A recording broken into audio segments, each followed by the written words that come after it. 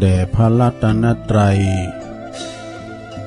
อันมีพระพุทธพระธรรมพระสงฆ์เป็นสรณะที่พึ่งกราบแนบไต่ไหวสาถวายความเคารพ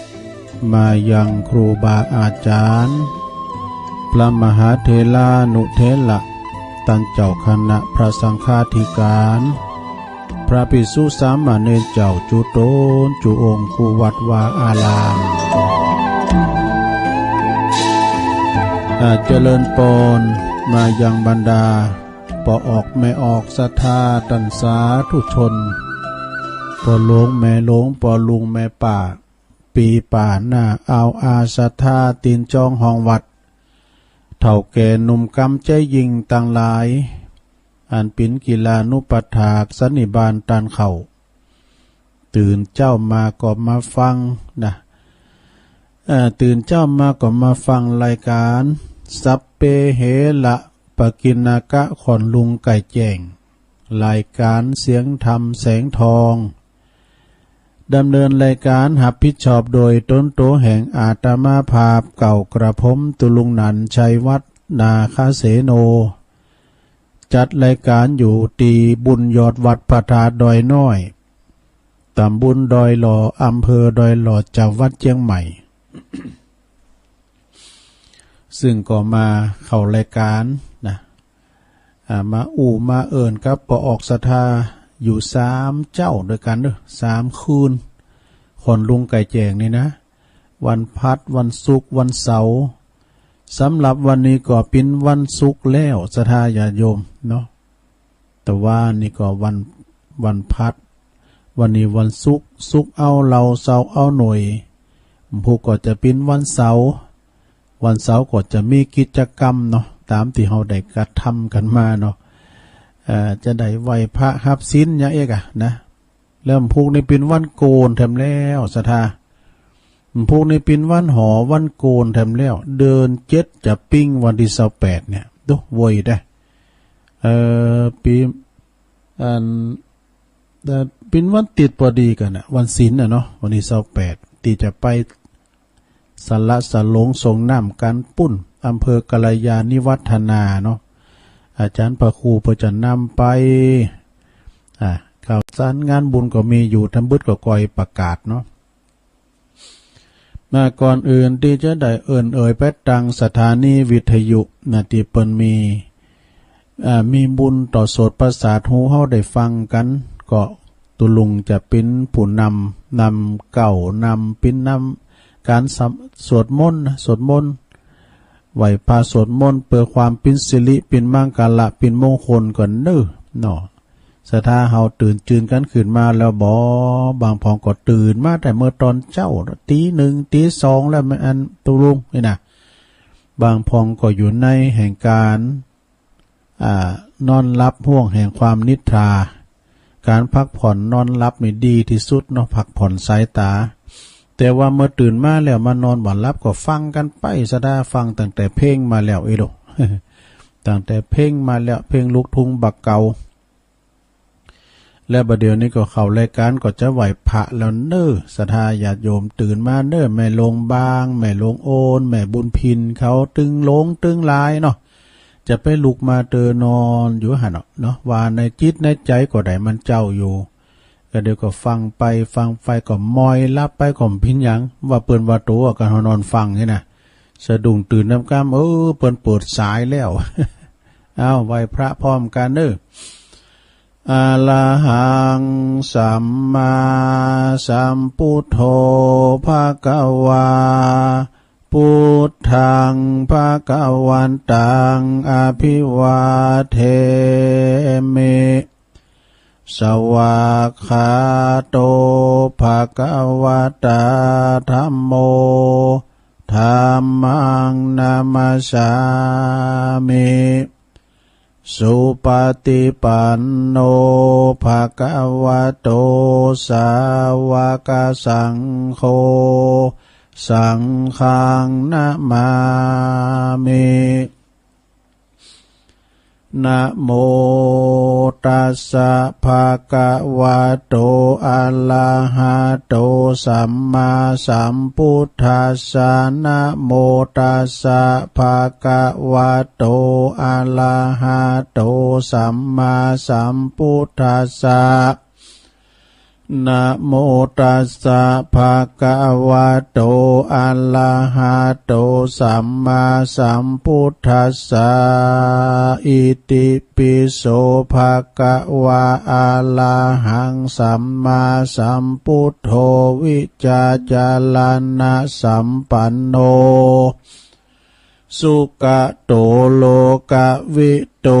อนุตตโลปุริสตัมมะสาลาทิสัทธาเทวมนุสสานังพุทโธภควาติสวากขาโตภควตาธัมโมสันติทิโกอากาลิโกเอหิปัสสิโกโอปันนยิโกปัจจตังเวทิตาโปวินโยเหติสุปฏิปันโนภะคะวะโตสาวกสังโฆอุจจุปฏิปันโนภะคะวะโตสาวกสังโฆยายะปฏิปันโนภะคะวะโตสาวกสังโฆสามิจิปฏิปันโนภะคะวะโตสาวกสังโฆญาติตังจัตตาลิปุริสยุคานิอัฏฐปุริสปุคาลาเอสะภะคะวะโตสาวกสังโฆอาหุนายโยปาหุนายโยตาคินายโยอัญจัลลิกาลนิโยอนุตตลังปุญญเขตังโลกัสสติจะยันโตโพธิยามุเลสักกายานังนันทิวัตตโนเอวังตวังวิจัยโยโหหิใจยสุใจยมังคะเลอัปปลาจิตตปันลังเกสิเสปัทธวิปุคะเลอภิเสเกสัพพพุทธานังอากัปปะโต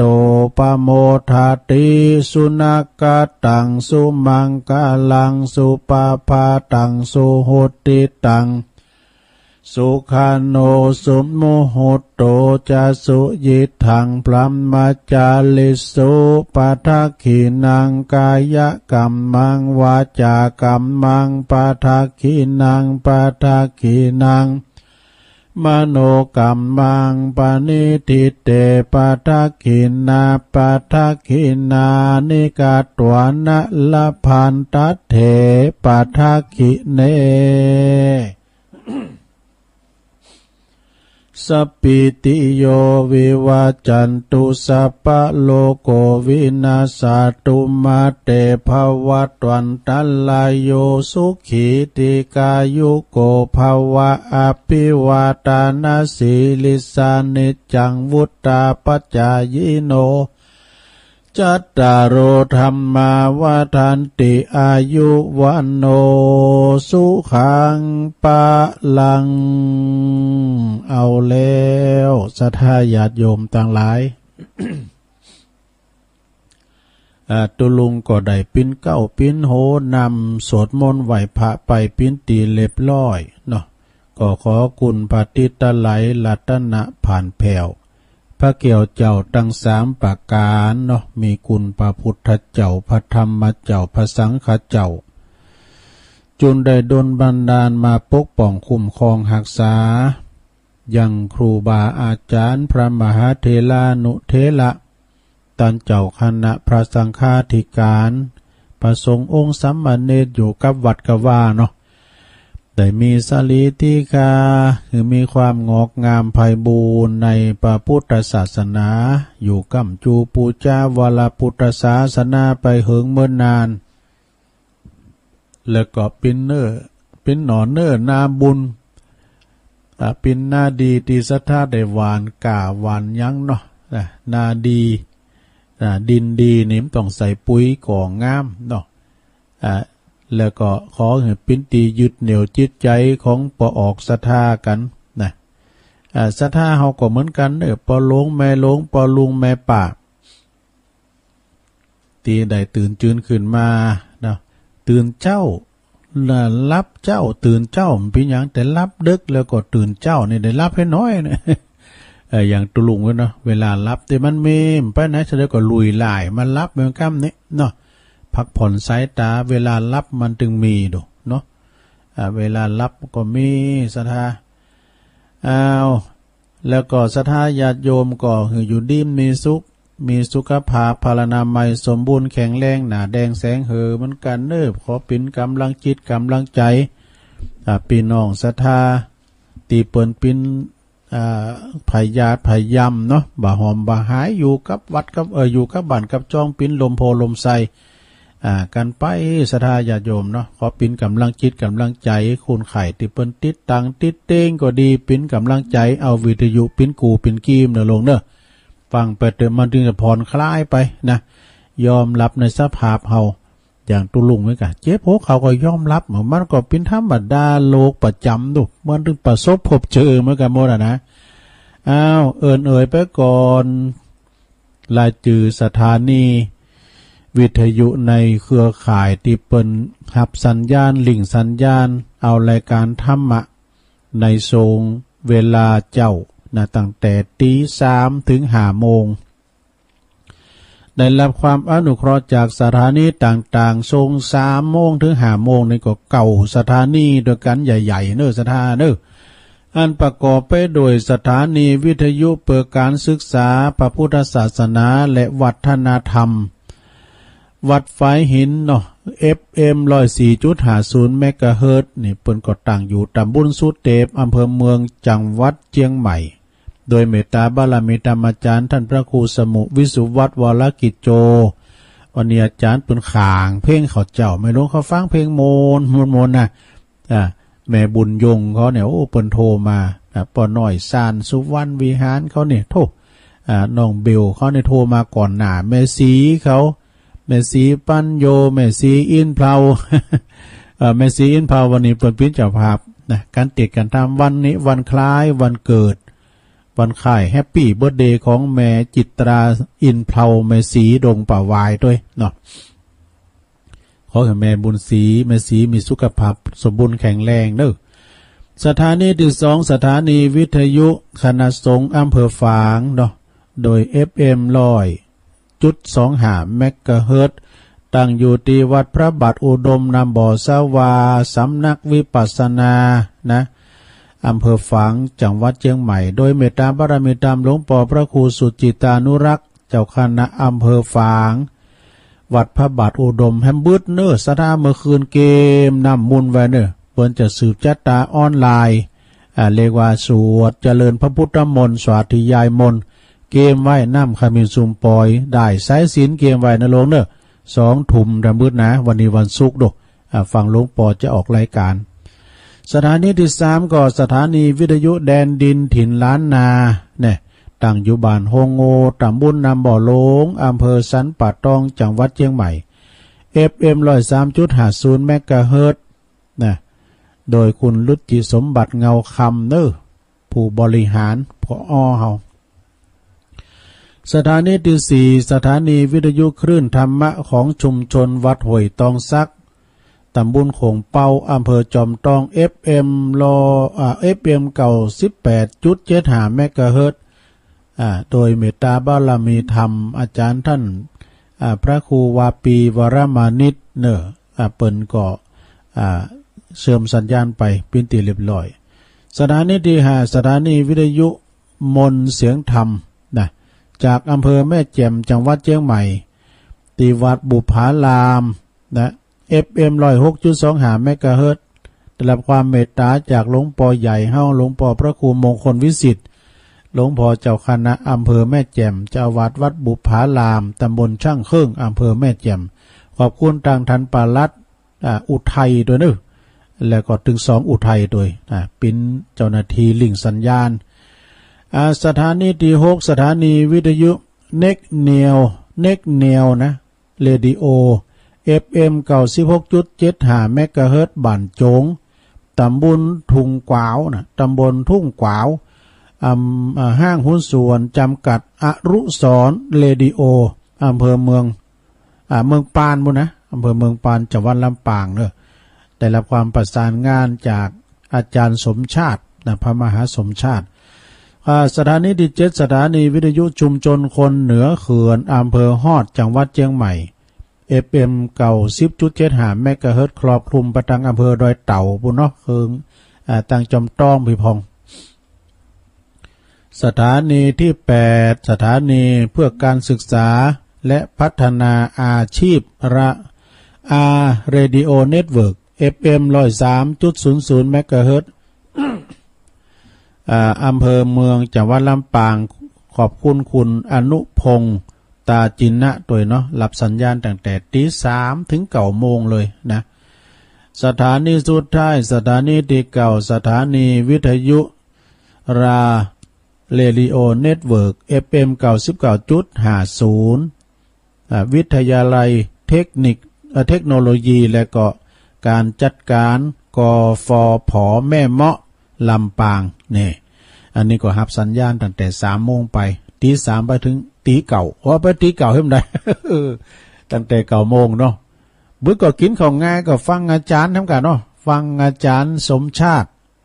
โอ้อันนี้เพิ่นจัดรายการมาราธอนเนี่ยตั้งแต่8โมงถึง10โมงนะเพิ่นลิงก์สัญญาณมาทางเฮาไป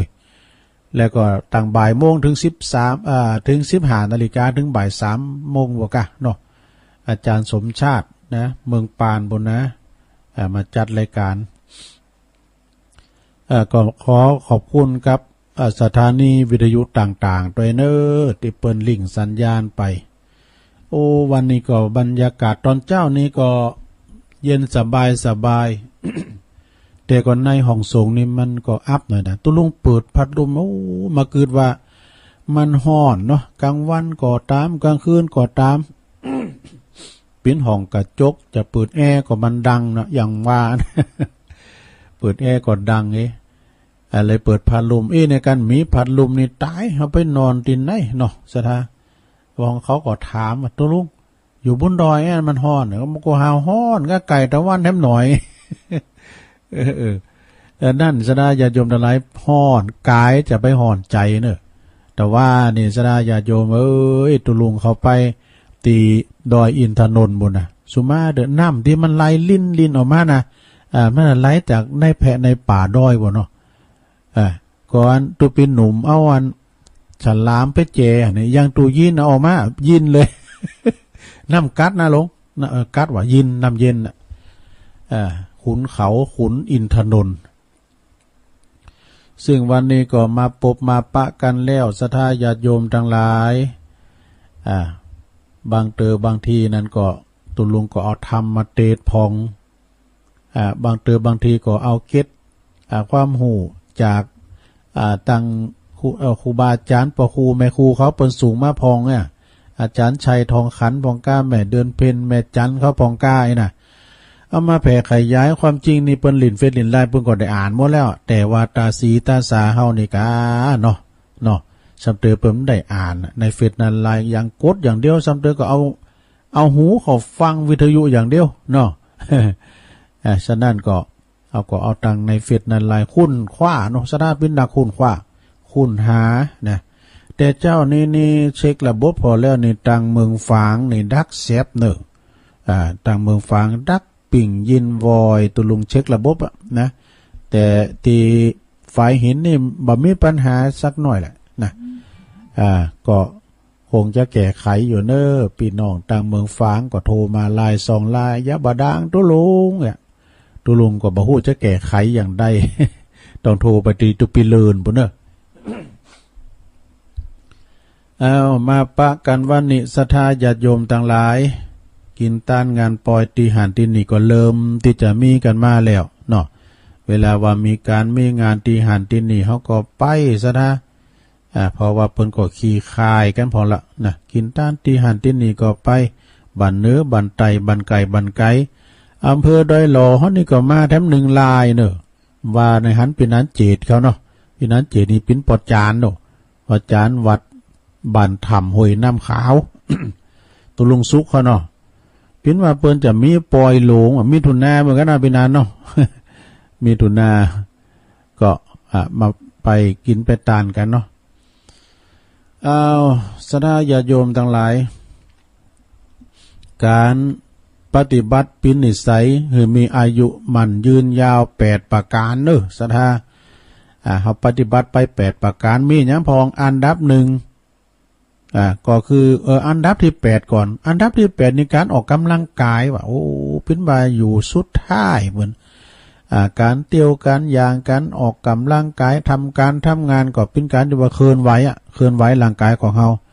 ก็เป็นการออกกำลังกายนะสดาญาโยมแต่เฮานอนกินนอนทำเหมือนเฮาตุย โลกต่างๆก็จะมาเบียดเบนเฮาก็ออกกำลังคือเคลื่อนไหวร่างกายให้พองการออกกำลังกายนี่เป็นการดีเนี่ยถ้าว่าออกถึงวันนี่ก็เป็นหยังก็ว่ามึนๆไหนร้อนหล่ออันนี้ก็เจ็บเนื้อเจ็บตัวเหมือนกันเด้อว่าตัวลุงก็ไม่ได้เตียวลุงดอยสักคำ ไปสวดมนต์จบแล้วคำบ่ดีว่ะแล้วอันดับที่7นี่กินปลา กินปลาสัปดาห์ละ2 ครั้งนี่กินปลากินยาเป็นผักกินผักเป็นยากินปลาเป็นวิตามินเนี่ยลงเนอะเป็นวิตามินนะแล้วก็อันดับที่6ธัญพืช3 ครั้งต่อสัปดาห์ ติดหนึ่งในเปิ้นหือจอพักปังจอพักกาด เหมือนกับธัญพืชเนาะแล้วก็มีพักกาดนะพักกลุ่มป่าอีก เอามาใหม่ๆว่าป้าไปซื้อพักกาดนามากำร้อย กำยองมาพักกาดหน้าน่ะก่อนป้าไปซ้อหาพบกาดตั้งแต่หัวกาดหางกาดบะเมียทุกเนาะเมียพักกาดหน้ากำมันพักกาดนานี่มันจะมีพักกาดจ้อนในมีกายเนี่ยพินว่าพักกาดหน้านี่ตังนี่เป็นห้องว่าพักกลุ่มป่าว่ะโอ้อันก็ได้แล้วกาย เพื่อว่าพักกลุ่มป่าเอาล่ำดูเอามามีนะมีพักกาดหน้าเนี่ยแล้วก็อันดับที่5ในลงเนี่ยกินน้ำหือปอเปงทุกวันน้ำนี่จะเป็นละเด้อสะท่าเด้อน้ำนี่ทำหือกินข้าวอันเป็นว่าสินเลือดขยายดีว่ะนะสินเลือดบัดตีบนี่นะกินก็จะไปกินหนักลำไปจิบไปเตือนหน่อยลงเอาน้ำมาหิมไว้หั่นนะกินน้ำมันพอสมควรมันอากาศร้อนนะตามกูเตือนตุลุ่มกินน้ำกัดสักเติมเดี๋ยวนี้กันเนาะกินน้ำอุ่นดูว่าซิมอิ่มมาได้กินน้ำกัดเอา กินน้ำดื่มน้ำให้พอเพียงทุกวันในโลกเนอร์อันดับที่4นะกินไข่1 ฟองต่อวันนี่โหผมว่านี่กินข้าวตุ่มตุลุงข้าวตุ่มกุ้ยนี่กับเปิ้นจะมีเนี่ยหรอมีไข่ตุ่มก้าไข่โลก้ามีหอมมีอย่างกับผักกาดดองก้ามีอันผักบุ่งไฟแดงเพื่อมาโซกันนะมาโซข้าวตุ่มฮอกะทุลุงลิ้นไข่เพื่อมา3 แก่น มันตีบันแกะแล้วก็มีหรอมันจะว่ากินถึง3ใช่แหละไข่โลก็มีอันเนี้ยกินไข่โลกนะมีกำลังนะลงไข่กินไข่1 ฟองต่อ1 วัน ไข่ไก่เนี่ยกะไข่ไก่ก่อนในทุลุงเขาเนี่ยซอหาไข่เฮดอก ซอไข่เฮมันเป็ดบางตัวนี่มันจะไข่ในเหล้าดอกมันไม่ไข่นอกบุญไข่ที่กลางหน้าบุญถ้าได้ไข่เฮมาก็ไปขายนี่ แล้วก็ข้อที่3อันดับ3เนี่ยกินอาหารให้อิ่มแค่8 ส่วนมันพิจจะได้ฮะแค่8 ส่วนเนี่ยกินอาหารให้อิ่มแค่8 ส่วนเนี่ยอย่างตัวลุงนี่มันเบรกอยู่นะครับอันดับที่2เนี่ยที่2มาละนะที่2นี่เป็นว่าพักผ่อนนอนรับเพื่อเปล่งปอการทำได้รับเนี่ยสถาญาโยมตามันเนี่ยมิงมองอันเนี้ยเปิ้นว่ากันเฮามันได้รับคืนน่ะลูกม่ำเจ้าเนี่ยปดโตมันตาแดงเปลืองแล้วพออย่างตางูเป่าลงตาแดงว่ามันได้รับหรอแต่ตานี่มิงมองกันเฮางงใครรับไปน่ะจะไปขับรถเนอะแต่จะไปทำงานกับเครื่องจักรเนี่ยเพิ่นว่านะให้พักผ่อนนอนหลับพอเพียงนะ อันดับที่1นี่ไม่รู้ว่าอย่างอ่ะอันดับที่1นี่นะเป็นการยึดมั่นหืออารมณ์ตีหืออารมณ์ดีตลอดติดขำขันไปพอว่าไข่โหนะลงเด้อเพิ่นว่าหือมีอารมณ์ขำขันหือไข่โหแต่ไปไข่โหวันคำนะมึนๆเนี่ยไข่โหไอ้กำเนี่ยว่าเอาอยู่คะสูงพวกโฮงชนปุ้งหมดเนาะเนี่ยอารมณ์ความหูซึกมีผลกระทบปิ้นอย่างหนักเด้อต่อสุขภาพเขานะผู้ที่มีภาวะซึมเศร้าก็ดีลงจะไปอยู่คนเดียวเนอะอยู่ร่วมกันอยู่กันมีความคิดอู่กันมาเก่าก็ได้ด้วยนะเรื่องเก่าอ้อนหลังที่ระยะสมัยก่อนเนี่ยไปอยู่คนเดียวเนี่ยอย่าผู้ที่มีภาวะซึมเศร้าในระยะยาวเนี่ยและก็ขอและความตึงเครียดสูงเนี่ยเป็นว่ามีแนวโน้มที่จะก่อให้เกิดความผิดปกติต่อมไล่ท่อมันพิจคือต่อมไล่ท่อ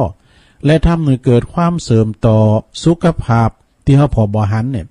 ภัยโรคภัยต่างๆมันจะมาในลงเนอทำเข้มแข็งเข้าไว้ยิ้มแย้มแจ่มใสมองโลกในแง่ดี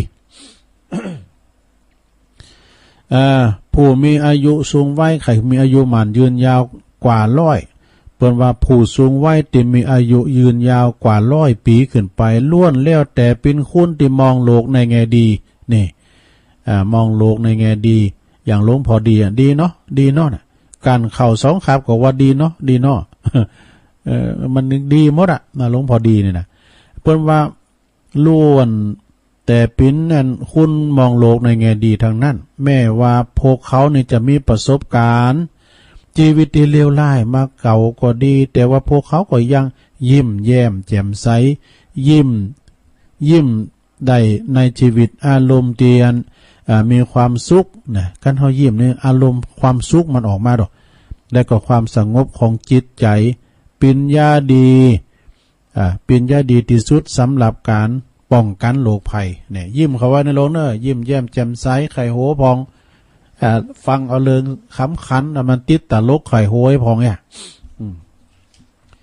ก็จะเป็นการที่ว่าเฮาอันทำอันจิตใจทำอารมณ์แช่มชื้นเบิกบานตลอดไปเนาะมีความยิ้มแย้มแจ่มใสอยู่คนเดียวเนี่ยมันกื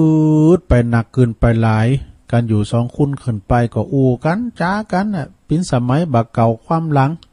แต่ก่อนนะสมัยแต่ก่อนเนี่ยการเล่งโง่เล่งควายเล่งโง่เล่งควายก่อนนี่เล่งแพ้วแพะแพ้วป่าพุ่นโนแพ้วแพะแพ้วป่าหันกระต่ายปิ้นโตก่อนมันกู้นนี่ หันกระตรงกระต่ายก่อนนี่มันคุ้นก่อนนี่เพิ่นจะหมายความว่าจะฮือฮะจะจำหมายจ้ะอย่างหางกระหลอกเนี่ยนะหางอีหอกเนี่ยเด็ดเอาหางเปิดมาแปลงพงกระแจว่ะดูก่อนนะ แปลงพงกระแจหางกระต่ายพงก้ากระแตกระต่ายนี่มีหางเส้นนะหางมันเส้นเปิดมาแปลงพงกระแจหนังกระต่ายนี่เปิ้นหลอกออกมาดูแล้วก็เอาไปซุปวัติโหเสาตากแดดวันนี้เอาแป้งหมกอุ่น ก่อนนี้หมกอุ่นมันจะมีหรอเอาอันกระต่ายนั่นนี่บดโตกันพัดได้ซุปเนี่ยปิ้นหนึ่งเด้อ อันหนังกระต่ายนะเอาซุปตั้งในแข็งกักดัก มันก็จะอุ่นสักเท่าใดเนี่ยสดาญาติโยมทั้งหลายอู่กันเรื่องบาเก่าแห่งความล้างพองนะที่ว่าอยู่ด้วยกัน2 คูณ 3 คูณขึ้นไปเพราะว่าคูณเฮาเดี๋ยวนี้อยู่ในความซึมเศร้าอยู่คนเดียวเงียบเหงาอย่างปออย่างแม่เนาะปอแม่สำเตอเลิกกับปอสำเตอเลิกกับแม่อยู่หออยู่เฮิรนคนเดียวลูกเต่าเหล่าล้านเล่นก็ไปเยการทำงานที่อื่นก็บัดต้องเข่งเขตในลงเด้อเอาฟังวิทยุปิ้นเก้าปิ้นกั้นไปหายงอมหายงามกายโทรทัศน์ก็มาฟังวิทยุเอกมาเดี๋ยวนี้คุณเฒ่าคุณแก่เฮานี่เปิ้นมีเทคนิคแบบว่าลินเฟซดินไลน์เน็ตหรือตัวลุงนี่มันไข่จางแต่ว่าเนอะคุณบาเกาก่อนนี่ปันอีดปันไฟกันเนี่ยเอาพอที่บรรยกตัวอย่างนะละอ่อนก่อนนี่ก็หาบน้ำ หาบน้องขืนฮ้อขืนเฮินไม่การคอเล็กตักเอาน้ำบ่อพุ่นหาบขืนเฮินนะแล้วก็เปิ้นเปรียบเทียบกันละอ่อนสมัยเดี๋ยวนี้นางดูเฟซดูไลน์งุ่มอยู่ห่าเนาะไอ้น่ะ แล้วคุณทำก่อนนี่เพิ่นก็ปันอีดปันไฟกันเนี่ยไปแซะไปสอนก้านี่คุณทำเดี๋ยวก็กดมือถือ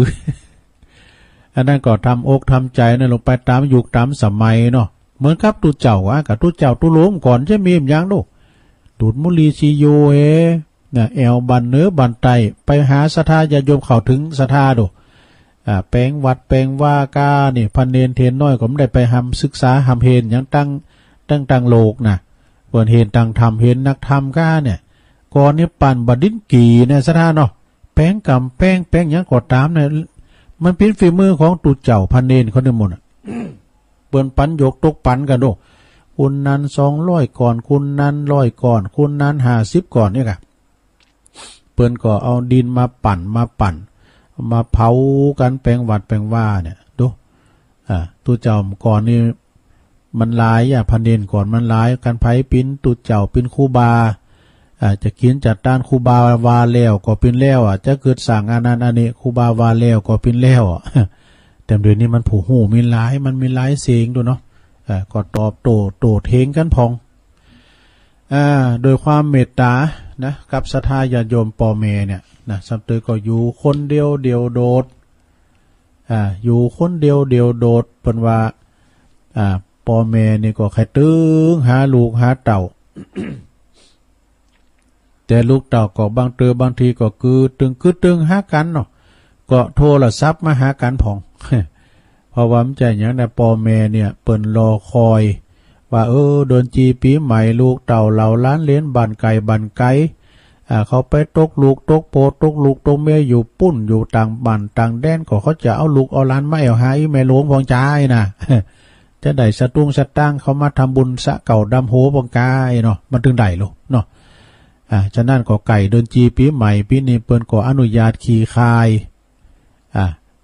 ยพองละที่จะได้อันทำการสูมากาลาวะลดน้ำดำโหคุณเฒ่าคุณแก่ปูชนียบุคคลตานขันเขาขันน้ำแล้วก็ไปวัดไปวาตานจอตานตุงจาตานของเจดีย์ทรายปีใหม่กันนี่นะตักบาตรหยัดปกกันทรงน้ำพระเจ้าเปิ้นก็บ่หือมีศาสตร์น้ำบ่หือมีคอนเสิร์ตใหญ่บ่หือมีปาร์ตี้โฟมบ่หือปะแป้ง4อย่างนะ จะไปปะแป้งกันเนาะเกิดถึงปอถึงแม่ก็ไปนะไปเดี๋ยวพ่อแม่นี่เป็นพรหมนะเดี๋ยวเอานี่ก่อนพรหมมาติภิกขเวมาตาปิตุมาตาปิตุนังนี่อันนี้เปิ้นบอกว่าพ่อแม่นี่เป็นพรหมสินามีหยังนะพรหมวิหารธรรม4มีเมตตามีกรุณามีมุทิตามีอุเบกขามี4อย่างว่ะเมตตาก็คือความอินดูปรารถนาบุตรธิดาของเปิ้นเนี่ยอยากจะให้เปิ้นอยู่มีความสุขความเจริญไปตั้งหน้านี่นะพ่อแม่นี่หันความลุงเริงของลูกของเต่ากิจการงานเจริญก้าวหน้านี่พ่อแม่ก็ดีอกดีใจนะที่ได้ฝากผีฝากไข่เลงเขามาแล้วเขาใหญ่หน้ากาบ้านมามีกิจการใหญ่โตเนี่ยก็อาศัยฝากผีฝากไข่กับลูกกับเต่าเนาะแล้วก็มีความกรุณาเนี่ยกรุณามีความสงสารที่จะต้องการให้บุตรธิดาเนี่ยมีความตุกคือได้ป้วนจากตุกเนี่ยกรุณาเนี่ยหันเปิ้นตุกก็ใครเปิ้นป้วนจากตุกนะโอ้ลูกเต่าล้านลิ้นสันเตอก็ชุมาเนาะได้ภูมิจับก้าได้เมมจับกายนะเนาะโอ้นาทีมันกันโพมันอาละไอ้นะเนาะมันก็เหมาะอีแล้วไอ้นะอันนี้ก็เปิ้นปิ้นกูสร้างกูสมกันบางพองเปิ้นก็สร้างวาสนามาโดยกันก็เลยมาปะมาพบมาเจอกันเนี่ยนะข้อที่3มุทิตาจิตเนี่ยเปิ้นว่ากันว่าเวลาว่าเปิ้นจะทำบุญครูบาอายุวัฒนมงคลเนี่ยเปิ้นไปแสดงมุทิตาจิตดอกมุทิตาจิตนี่เปิ้นว่าแสดงความยินดีที่ว่าโดยความดีจริงอกจริงใจเมื่อว่าบุตรธิดาได้ดีมีสุขอีนะ เหมือนกับครูบาอาจารย์ที่ว่าเปิ้นจะร้องอายุวัฒนมงคลเต้าอันเต้าอีเปิ้นก็จะมีลูกศิษย์ลูกหามาพลอยยินดีมุทิตาจิตนะว่าโอ้ตั้งครูบาเฮาเจริญอายุมาได้เต้าอันเต้าอีเปิ้นก็จะมีการสืบโหราจาตากันเนี่ยกะนะขอสุดท้ายอุเบกขาวางเสยเนอะวางเสยบ่โค้นควายบ่โค้งควายบ่กังวลเมื่อหูว่าบุตรของเฮาธิดาของเฮาเนี่ยบุตรหลานของเฮาเติบใหญ่มาแล้วมีงานมีการเลี้ยงโตเองแล้วก็ครอบครัวปินหลักปินฐานเนี่ยคือว่าเปิ้นตกอยู่ในความวิบัติก็อุเบกขาในจอยมันได้เนี่ยวางเฉยไปเนาะคือมันจอยเขาไม่ได้อันนี้ก็เป็นความที่วางเฉยจอยเขาไม่ได้ก็แล้วไป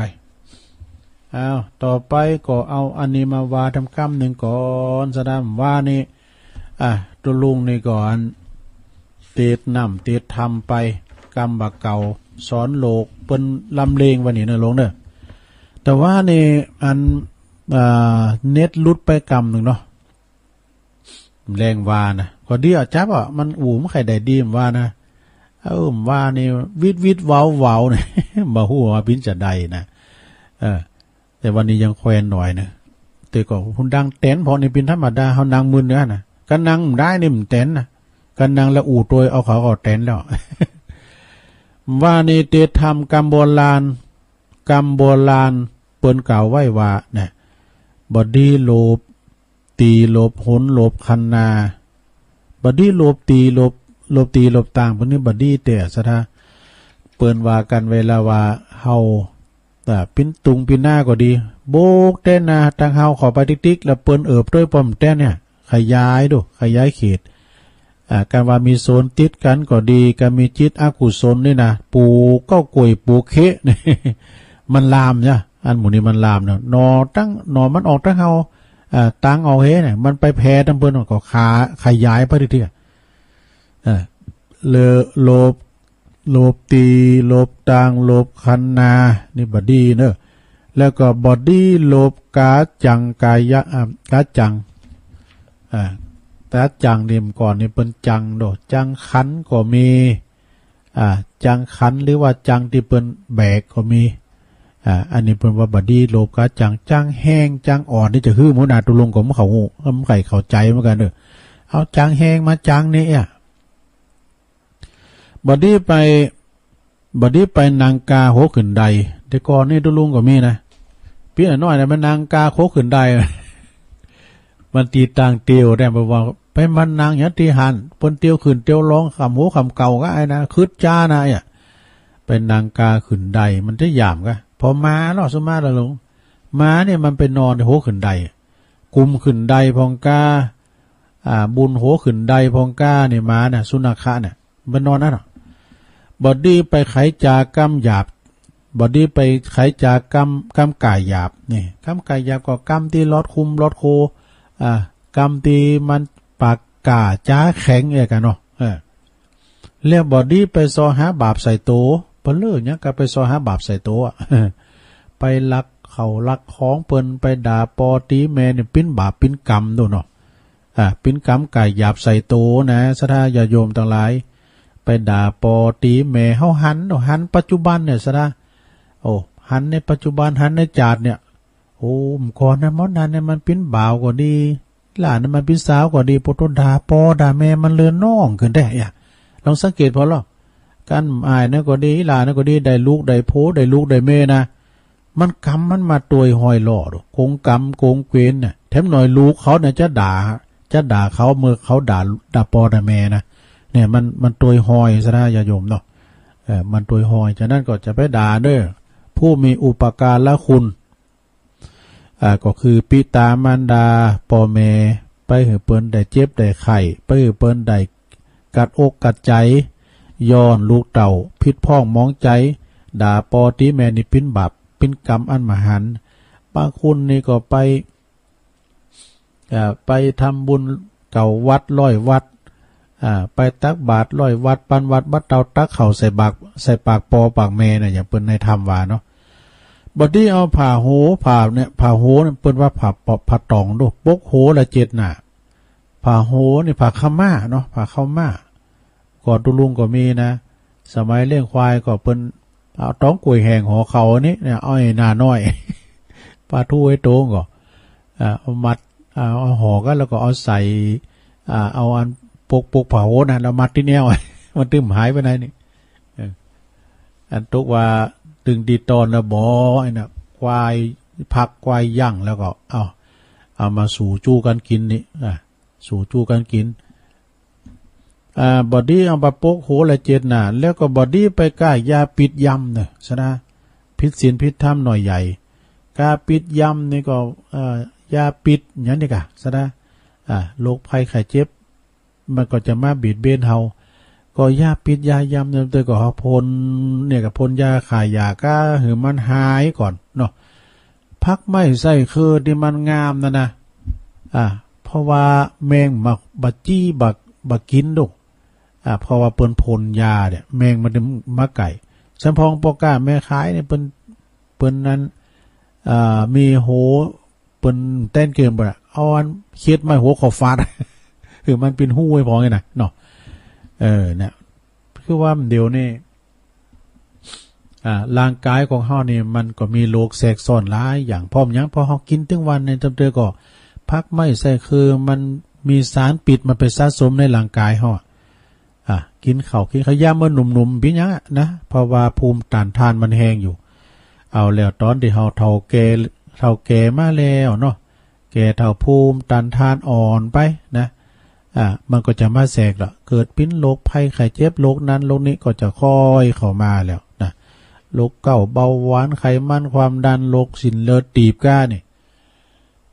โรคอัลไซเมอร์ก้าเนี่ยอัลไซเมอร์นี่มันว่าคุณตุกคุณโรยนะมีซิดปินเหมือนกันหมดว่าเปิ้นว่านะหมอว่าน่ะที่ว่าลุงลืมมันก็ลืมกะตุลุงก็ยังขี้ลืมแล้วเนี่ยเดี๋ยวก็ลืมแต่เตี้ยวมาพี่นะมาถึงพี่แล้วลืมไปแล้วไปต่างรักแท้ใหม่นะมันขี้ลืมเหมือนกันเด้อซะดาเด้อฉะนั้นญาติโยมทั้งหลายโรคภัยไข้เจ็บมันจึงมีเหมือนกันหมดแล้วแต่บอดี้ไหลแล้วก็ไปด่าคุณเฒ่านี่คุณเฒ่าคุณแก่นี่เปิ้นเกิดมาก่อนโดเปิ้นอาบน้ำร้อนมาก่อนเฮาทำให้เฮาเนี่ยเล่งดูปูปลาเฮาเล่งดูปูปลาเทาเคิงตั้งนอกปุญญดังโอบไปฮะดังอยู่กะเนี่ยเปิ้นก่อแต่บดีคนเดียบดีไล่คุณเฒ่าด่าคุณเฒ่าแล้วก็บดีห้องเจ้าคืนเฮินนี่เปิ้นว่าไก่มียังเล่าจะไปห้องเจ้าคืนเฮินเปิ้นว่ามีเงินหมื่นจะไปลืนหน้าตู้เจ้ากันมีไก่ติมแล้วจะไปห้องเจ้าคืนเฮินกันเจ้านายคืนเฮินมาก็ซอหาของกินเอาอย่างดีที่สุดนะก็แฮมไก่นี่นะเนี่ยเปิ้นมาก็จะเล่งดูปูปาดเปิ้นนี่กะอย่าไปหันหน้าตู้เจ้าหรอตู้เจ้าบางตุนนี่เปิ้นก็คืดก็สร้างเนาะเปิ้นคืดเปิ้นสร้างนี่ประชุมกันกะวิหารเฮาก็แล้วดำเดียวนี้ช่วยกันเด้อพระจะหับพินเจ้าภาพยังจอฟ้าปั่นลุ่มมานาขัดตันนะหรือว่าเสาวิหารนะมาฮับเอามาฮับไว้ก่อนเนี่ยโอ้โต้กินเหล้าช่วยใส่แล้วเนาะผมฮับเสาตุนนั่นเลยฮับเสาตุนนั่นเลยโต๊ะพวกเจ้ามาเนี่ยละปน้อยเอาบัญชีมาแล้วแม่เฒ่าก็ดื้อนิดหน่อยผมก็เขาไม่ฮับนี่เหล้าวันนี้ฮับแล้วพร้อมก่อนรับเสาวิหารเนี่ยโคตูเจ้าได้หันหน้าเนี่ยโคเปิ้นปิ้นขอปิ้นเจ้าภาพเลยเปิ้นว่ามีเงินหมื่นจะไปลืนหน้าตูเจ้าเปิ้นฉันเตเปิ้นขึ้นเปิ้นสั่งก็ไปโลมเปิ้นกันเนาะฮับที่เฮาฮับได้นะลุงเอ้ยเสาวิหารมันแปลงลำไปปิ้นหมื่นนี่เงินคำหาเข็มก็เอาอันดินกระเบิงเอาหรอเนาะดินกระเบิงเอาแผ่น2แผ่นก็ว่าไปแล้วแต่แล้วก็บอดี้เตือนคุณใบคุณใบนี่เปิ้นปากได้แบะเปิดสมาเด้อแบบเอี้ยมันเดือนนี้มันไข่ลำปะได้คุณใบเนี่ยได้ก่อนนี่นักอ่ะคุณใบนี่ท่านเดือก็เปิ้นก็มาขอเข่าขอแกงอยู่ซัมเตอก็ ปุจกยาจกวานาพิโปคุณขอบางพองกดตีนคอมืองอเปิดก็มาขอกินก่อนนี่ของกินมันกั่นนะซะเนาะเปิดมาขอข้าวขอไปกินนะมันจะเอาไปขายนะเอาถุงปุ๊ดถุงหวากไอ้นี่นะเตียวปุ๊ดเตียวหวากนี่นุงกันมานี่นะบอดี้ไปเตือนคุ้นใบบอดี้ไปเอาค้อนผีเปิดมาให้บอดี้มันไปปึดค้อนหาใจแคบเนี่ยไปปึดค้อนหาใจแคบมันก็น่าปึดตึงมีนะมีอย่างหนึ่งก็มีอย่างหนึ่งเอาปืนมันอยู่ทั้งปืนมันยินอยู่ทั้งปืนค้อนปืนอย่างเนี่ยมันยินเป็นหมดเป็นแม่งอย่างต่างๆเนาะบอดี้ตัดเล็บมือคำยำคืนเนี่ยในถ้ำว่าในเพิ่นซ้อนแต่นาลงเต็ดเล็บมือคำมือคืนเปิ้นมีวันแบบเมื่อกันวันเต็ดเล็บกาวันอย่างต่างๆจังได้ยินปลงนานอาคมเตจนาเนี่ยเปิ้นว่าบอดี้อันนั้นยาเนี่ยก่อนนี้ฟังกับเปิ้นนะมือจันวันดีก้ามสังกาเนี่ยตีตุลุงเอาเพลงเปิดนำรายการนะสารธรรมนะสังขารธรรมเพลงนำรายการแล้วก็ขอบคุณไอ้โหนงอภิญญาด้วยเนอะเปิ้นแต่งเพลงให้ตุลุงเปิ้นว่าเป็นเพลงตำนานวัดพระธาตุดอยน้อยอันนี้เพลงไอ้โหนงเปิ้นแต่งคือนะแล้วก็เปิ้นแต่งมาแถมเพลงหนึ่งก็ย้ำได้เอาเข้าในแฟ้มเตอเพลงหยังล่มบวรนะสักวันก็จะเอาเข้าในแฟ้มแล้วก็เอาเปิดพ้องเพราะว่าเปิ้นเป็นนักร้องดอกไอ้โหนงอภิญญาห้องกันหลายห้องพระครูสังวรศิลาภิลักษ์ก็มีเนี่ยหลายก็หลายตุนทั้งตุลุงนี่เปิ้นแปลงไว้มื้อตุลุงก็เอาเปิดตลอดอันไผมนก็มนตุลุงคนเดียวบอดี้ไปหผีเนอะศรัทธาญาโยมผีตายปอบนสั่งไหวอย่างอันอย่างอี้เอากรรมอู่ของผีตายมาว่าเนาะอันที่ส่วนเพิ่นตายก็ตายไปแล้วที่มันจะดีพัฒนาขึ้นใหม่ก็แปลงไปเนาะบอดี้ไปหาผีบอดี้ไปด่าจี้และนัก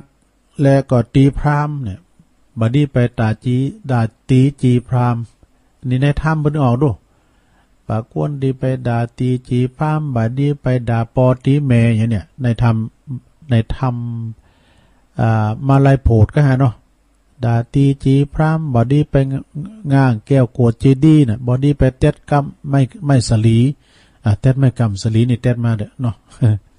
ไม่กำสลีนี่นะบอดี้กันว่าเปิ้นจักหามก็จะไปสอดอันนี้ลืมมันเก่าว่านะซะนะเป็นกรรมบาเก่าถึงโมนาธรรมว่าในซับปะสอนเนี่ยซับปะสอนบอดี้ไปบอดี้กันเปิ้นจะฟังกับบอดกันเปิ้นบ่ฟังกับบอดี้ไปก็ไปเปิ้นอย่าฮื้อเปิ้นฟังเนาะก็ไม่ต้องละแล้วกันว่าบ่ฮู้ก็คือถามเด้อเนี่ยกันฮู้ก็คือถามทั้งต่างๆซึ่งว่าเอาไปถึงหันต่างมันไปทางใดเนี่ยจอดถามเปิ้นเกินเอาแต่ไปวัดนั้นวัดนี้มันไปสินใดเนี่ยตั้งสามแพงเนี่ยนะถามก็บ่ฮู้ก็คือถามถ้าบ่งามก็คือย่องยังก็ตามนะศรัทธาญาติโยมเนาะเปิ้นย่องเปิ้นงามเฮาพอร้องงานศพงานสากงานกินแขกแต่งงานนะเปิ้นแป้งผ่ามานแป้งผ่าประดับโอ้ยงามแต่อย่างงานศพครูบาอาจารย์ศพตุเจ้าเนี่ยศพครูบาเปิ้นแป้งนกหัสดีลิงก็จาดงามนะและเปิ้นแป้งประดับประดาฐานพระศาสตร์นี่สำคัญนะลูกมีแผ่วน้ำตกน่ะ มีควันออกจุงมีน้ำตกมีจำลองมีสนหย่อมมีนกมีอย่างต่างๆดู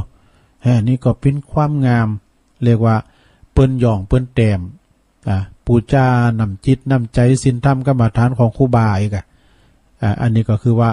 ถ้ามันบ่งามที่ไหนเขาก็หย่องเป็นดอกเป็นโด่งต่างๆนะทมใจธรรมดานะปุตเป็นแสนนะสดาเนี่ยเปิ้นประดับเพราะว่ามันใหญ่ฐานเปิ้นในบุรุษกว้างไปหิมงานบ่นี่ ไปพอลอกกันเวลาเปิ้นมีปล่อยล่อศพครูบาอาจารย์เนาะอยากเข้าไปหาดี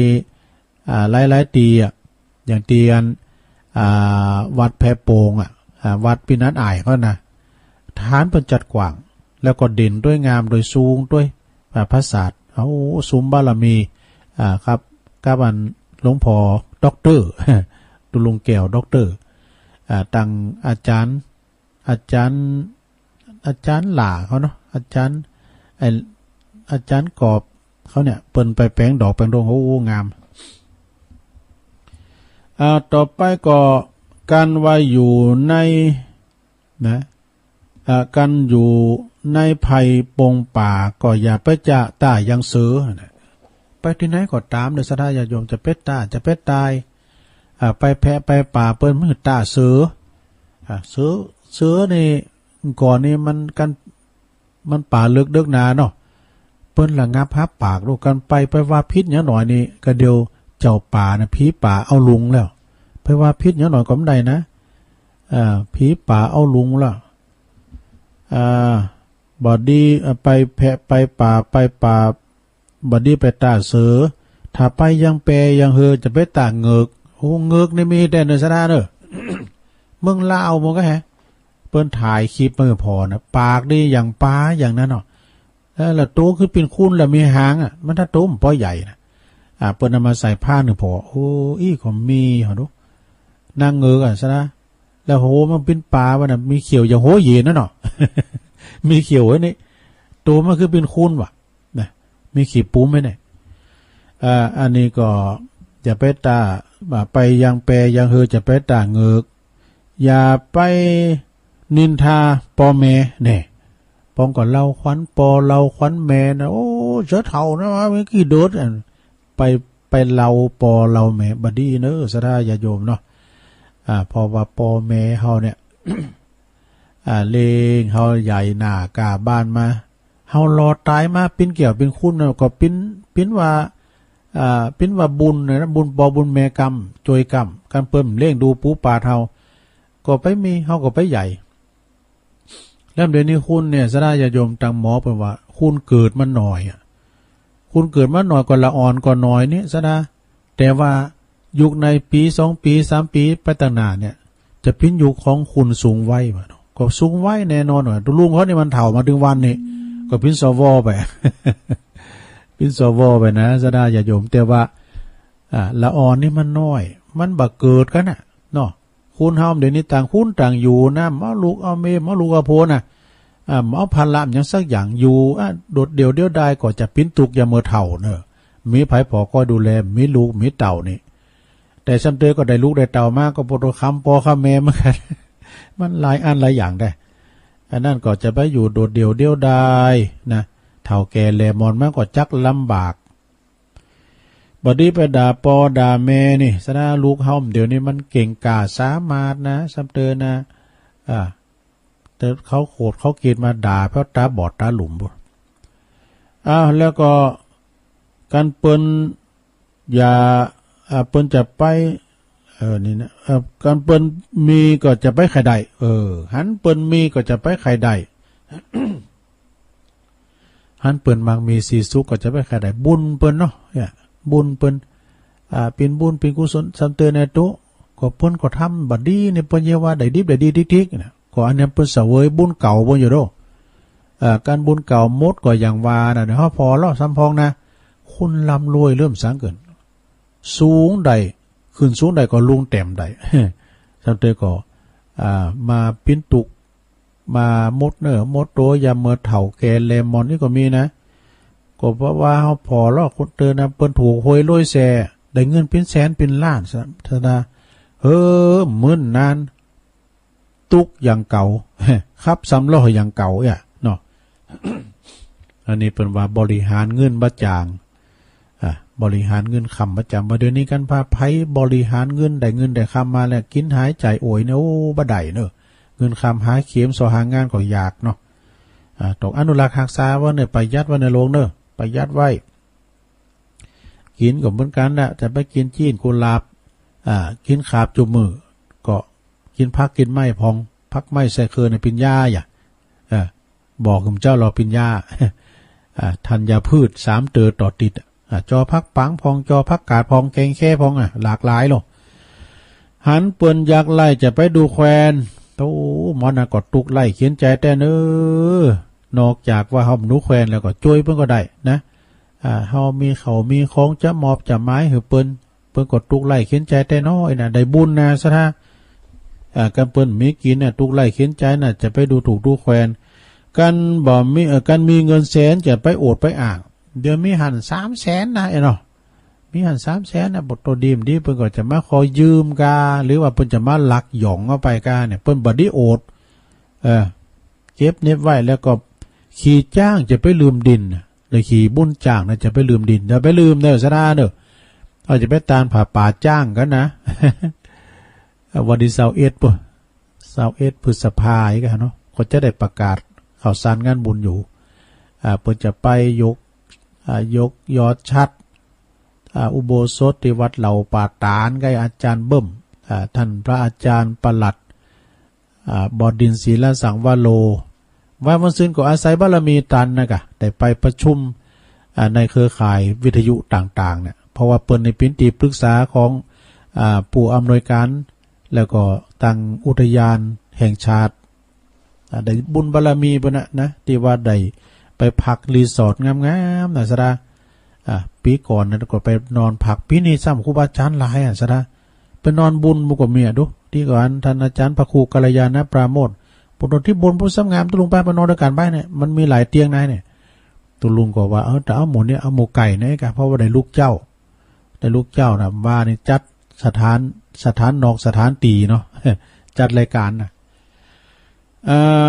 บอดี้ขี่จ้างแล้วก็ลืมดินแล้วก็แม่นว่าเตียวดินนี่ก็จะไปลืมอย่าประมาทนะอาจจะตกหลุมตกขุมก็ได้ ในธรรมเป็นว่านะการได้เตียวดินก็อย่าได้ประมาทจังประหลาดตกขุมนี่ตกขุมนะแล้วก็คุณหันคุณในซุ่มอย่าไปพอสำเตือนในคุณแออัดคุณหลงคุณไร้ในกาดในลีนี่นะสะดาก็ระมัดระวังเนอะเปิดมาตำเขาปุ๊บมีนะสะดามีแล้วกระเป๋าเขาเยมันเน็ตแต่ มาตำเขาปุ๊บเขาหมูคิงเลยนะแกงกีดกระเป๋าก้ามจังก้ามเดี๋ยวนี้เงินคำหาเข็มนะมี30นี่ถ้าว่างานแน่นคุณแน่นที่ไหนมันไปหรอนะสำเตือนก็ไปเซฟเอากระเป๋าเปิงก้าไปล่วงกระเป๋าเปิงก้าสำเตือนก็ไปเซฟเอารถเคืองเปิงก้าน่ะรถเคืองนี่ก็รถใหม่ก็ไม่ต้องเอาไปเนาะจะเดือกระดิ่มได้ผ่อนกระแจนะนี่หันมาลายนะเอารถใหม่ไปก้าเนี่ยตัวจอดไว้ที่ซุมมือก้ามเดี๋ยวนี้จะล็อกกระแจจะพี่ก็ตามมันยกใส่รถยนต์มั้งน่ะเนาะรถเคืองนี่นะหันคุณซุมดินไหนก็อย่าไปพอแล้วก็หู้ว่าปิ้นต่อก็อย่าไปกายเนี่ยต่อนี่ซัดมอลนะในสนามเนี่ยระวังไปลืนมันเดือดต่อเนี่ยนะมันครบ2-3แม่เนี่ยทำหยังทำหัวงอกเลยนะ แล้วก็ไพ่มันโดนหูแต่ตุลุงนี่มันโดนกระแตนโยงแตนขี่ม้าเนี่ยจือป่ะนะแตนขี่ม้าแตนโยงแตนกุ่นลายแตนเหลืองอย่างมันเนี่ยโทษครบเจ็บเนี่ยตาตุ๊บไป2-3 วันบ่ก่อนนี้เป็นน้อยเป็นเลี้ยงควายเนี่ยก็โดนแตนครบเนี่ยตึงไปหัวเห็นดูดีอายตาตุ๊บใน2-3 วันถ้ามีงัวมีควายก็จะไปถามขาเนอะก่อนนี้คุณเฒ่านี่เดินถึงอันแต่หนูว่าปิกของปิกหันไม่รับหวานมึงว่าควายว่าไม่รับหวานบ่อันนี้เป็นคำว่าเก่าเนอะซะนะเนี่ยตุลุงเอามาเทศว่าเนี่ยมันได้อธิบายสักคำว่าก็เคืองมันบ่ไขดีว่าอินเทอร์เน็ตมันหลุดอย่างดักไปเป็น20 นาทีบ่นะน้องเบลว่าเนี่ยตามเมืองฟังก็ดักเดี๋ยวนี้ดักโหลดเลยนะเมืองฟังไม่ได้ยินตั้งแต่แรกตุลุงเช็คระบบละนะอาจจะปิ้นเพราะจะได้อินเทอร์เน็ตจ้าหรือว่าไฟฟ้าจะได้ก็บ่ฮู้ได้เนาะตั้งบุญดอยวัดพระบาทอุดมวันนี้กันเปิดสายนี่มีไผโทรมาสักคุณเนอะเอานี่มาวาดำกำนึงเกินสดาญาติโยมทั้งหลายวันนี้ก็ไม่ได้ไปไหนวันนี้ก็อยู่วัดอยู่ว่าผิววัดผิวว่าไปนะออกกำลังตั้งออกกำลังซะนะเนาะแล้วก็เมื่อแรงบืดก็ได้พลเป่าขี่เยอะขี่โคแรมเตอร์ก็2 เติมเดือนนี้เตอร์เดียวละนะเพราะว่าใบไม้เริ่มปุ่งแล้วหรอนะชีวิตเป็นไปด้วยกำลังใจสำคัญกำลังใจนี่สำคัญนะลงเนอะกำลังคิดกำลังใจนี่สำคัญเลยกว่ากำลังกายถ้ากำลังใจบัดต่างบัดต่อจิตใจบัดต่างบัดต่อเลยนะ กายมันก็ไม่เคยเอาอย่างนั้นนะฉะนั้นก็ปิ่นกำลังคิดกำลังใจซึ่งกันและกันไปเปิ้นบอกว่าการปิ่นไปของชีวิตประกอบด้วยกายกับใจกายก็ต้องดูแลรักษาเอาใจใส่บ่ใจเอาใจใส่บ่ใจจุนเกินไปเพราะว่ากำลังกายนี่นะกำลังกายหรือว่ากายเนี่ยบ่ดีหรือว่าสุขภาพบ่ดีก็ดีก็ผลมันเป็นผลต่อจิตใจเหมือนกันนะถ้าว่ากายหอมสบายก็ดีสุขภาพกายบ่ดีมันก็ผลต่อเนื่องกับสุขภาพใจด้วยนะทำให้กังวลปิ้นตุกทั้งกายทั้งใจโดยกายกับใจเป็นของคู่กันแต่ว่าใจเป็นนายกายเป็นเบาหรอกเนาะถ้าว่าเฮาท้อแท้หมดกำลังจิตกำลังใจทั้งกายและใจนี่กำลังกายจึงเป็นสิ่งที่สำคัญอย่างหนึ่งเนอะที่เฮาจะต้องดูแลในรอบเดินในรอบปีแต่มีสักเตือพองก่อที่เฮาจะไปตรวจสุขภาพปีละเตือน่ะปีละเตือไปกะไปสิกพอร่างกายไขมันความดันเบาหวานอย่างต่างๆเพิ่นเช็คพอได้หมดซะนะปีไหนละเตือนี่นะมันผิดปกติก็หรือว่าควรที่จะปรึกษาหาหมอว่าผู้ฮู้ไว้ว่าเมื่อว่าปิ้นอันยังก็ดีนะแต่ว่าเฮาปิ้นยังไปแล้วเฮาไปปรึกษาหาหมอใหญ่กว่าจะแก้ไขนี่ก็มันเป็นการลำบากซึ่งก็บ่นานขนาดไหนก็จะหายได้หรือว่าเป็นปกติต้องป้องกันการป้องกันนี่สำคัญกว่ารักษาป้องกันไว้ก่อนอย่างเพิ่นฉีดวัคซีนกันนี่ก็โยมฉีดวัคซีนป้องกันการได้ฉีดได้เข็มนี่ก็เดียกลุ่มไปละนะป้องกันว่าแต่ว่ามันปีนแล้วมารักษานี่มันยากให้เฮาป้องกันไว้ก่อนแล้วว่ากำลังใจเป็นอีกส่วนหนึ่งที่มีความสำคัญต่อชีวิตหนักเพราะว่าทุกสิ่งทุกอย่างโลมทั้งกำลังใจบางอย่างก็อาจจะพอบาหันนะโดยสายตาแต่มันมีพลังที่ยิ่งใหญ่ที่ทำให้เกิดความสำเร็จมากมายองค์สมเด็จพระศาสดาสัมมาสัมพุทธเจ้าและก็เหล่าพระอรหันตาทั้งหลายเปิ้นมีพลังแห่งศรัทธาพลังแห่งปัญญานำพาให้เกิดกำลังใจนะในการหลอดอดทนในการอดทนต่อสู้แล้วก็สะสมบุญญาบารมีสร้างบารมีกันขึ้นมาแม้แต่ชีวิตก็จะย่อมสละได้เพราะว่ามีกำลังใจมองหันคุณค่าที่ยิ่งใหญ่จะตามมาบางคนนี่ทุกข์ยากลำบากเข็ญใจแต่ว่าเมื่อมีกำลังใจที่ดีนะบางคนเนี่ยเป็นโรคภัยไข้เจ็บแต่ว่ามีกำลังใจดีสุขภาพก็จะดีขึ้นมาเป็นกำลังใจด้วยนะบางชีวิตของคุณบางคนจะมีความสมบูรณ์พร้อมทั้งร่างกายแล้วก็ตั้งจิตใจเวลาเจ็บป่วยเมื่อยไข้นะหรือว่าบาดเจ็บป่วยเมื่อยไข้ก็ดีเนาะมั่งมีเงินทองอีกก็ดีมีหน้าตาดีแถมต่างหากนะก็มีจือมีเสียงมียศถาบรรดาศักดิ์นะคือมีกุสิ่งกุอย่างแต่ว่าพอพิษหวังมาเนี่ยนะสถานะอกหักก็ดีหรือว่าพิษหวังอย่างได้มาก็บ่ได้ดังใจปรารถนาก็ดีหรือว่ามีปัญหาเกี่ยวกับหยังเกิดขึ้นในขาดกำลังใจน้อยใจเสียใจขึ้นมาทันทีเนะเพราะว่ามันเคยตุกมันเคยผ่านมีความพิษหวังอันนั้นอันนี้อกหักใกล้นะเกิดความท้อแท้เบื่อหน่ายมาว่ะก็จะซึมเศร้าจนร่างกายของเปิ้นนี่สุดโทรมไปเจ็บป่วยเมื่อยไข้บางทีก็อยากฆ่าตัวตายนะไปเยเนอบ่ดีกำแล้วเนอะสถานเนาะทำลายตัวเองก็มีเนี่ยไปเยกำแล้ว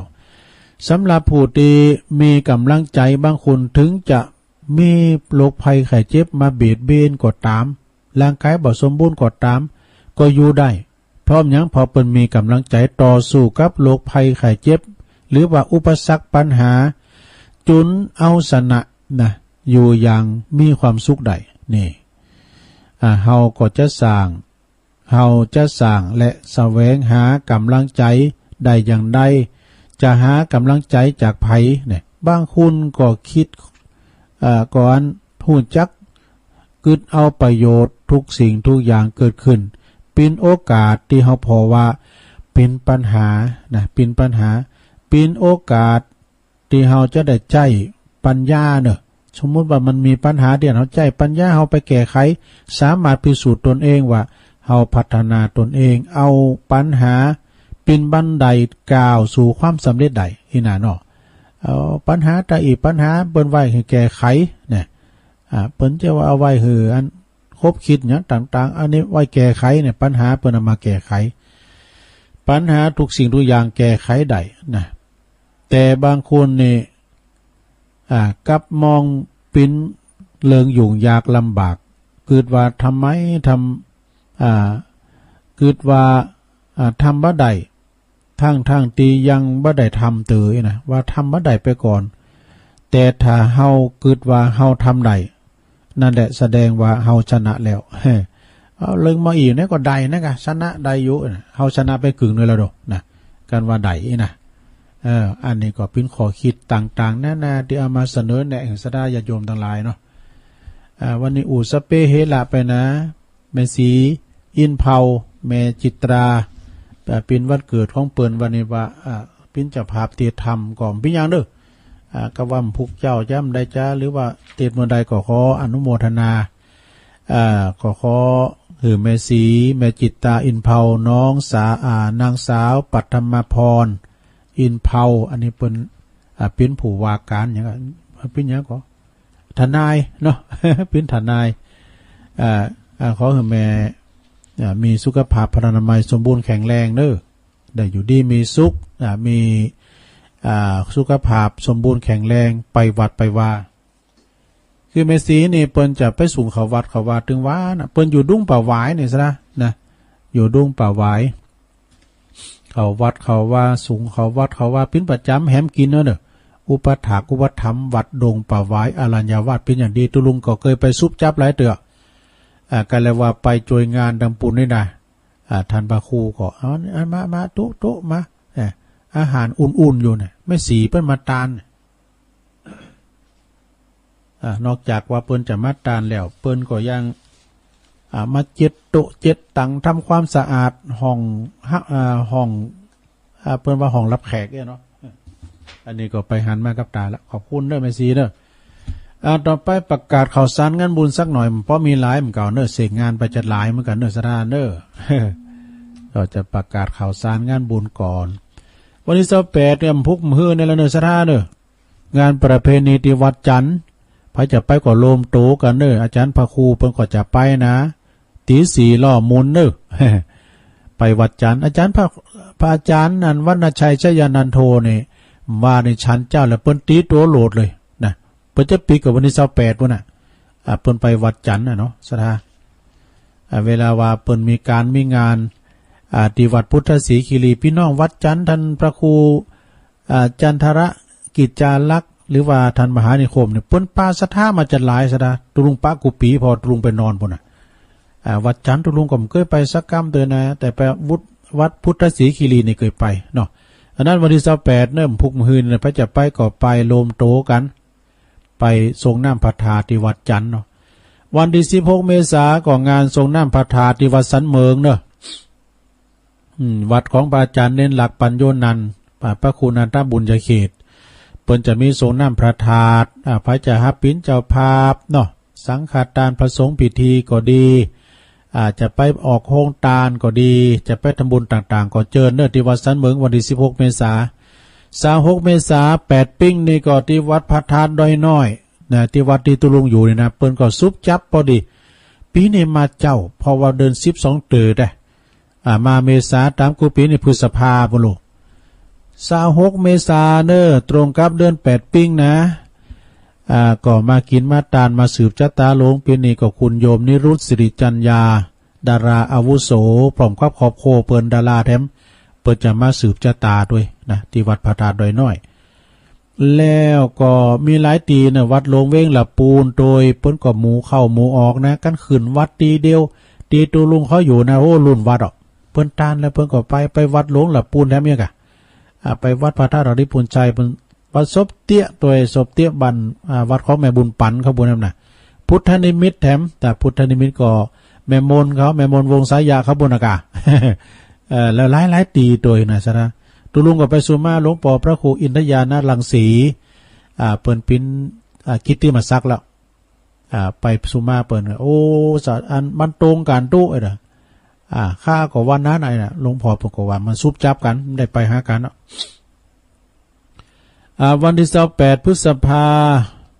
อันนี้ปุ่นเหล่าปาตานวัดเหล่าปาตานบ่เด้อมันจะ28นะเปิ้นว่า21เนี่ยเนาะ21อันนี้ก็ค่อยประกาศกันไกลอยู่แล้วก็อันนี้ก็ข่าวสารงานบุญวัดดอยแดนเนอะโดยปหลวงศรีวังบังคมเนตรวิยาวัจกรวัดเป็นประธานในการแปลงซุ้มประตูหน้าวัดหลังเปิ้นบุรณวิหารนะศรัทธาญาติโยมไปลงทำบุญก็เปิ้นก็เจิญเนอะเปิ้นสาเปิ้นโบกปูนกันนะเปิ้นสาเปิ้นโบกปูนกันก็ไปลมเปิ้นมีรายชื่อเพิ่มเติมนะนายบุญผลนี่กันเนาะนางลำพันเนตรบังคมเนตรนายบุญผลนางลำพันบังคมเนตรพร้อมบุตรหลานเนอะเปิ้นอยู่ห้วยแหนลี่พวกน่ะดูห้วยแหนอำเภอลี่บุญโลมทำบุญแถม500 บาทเนี่ยแล้วก็มีเกษร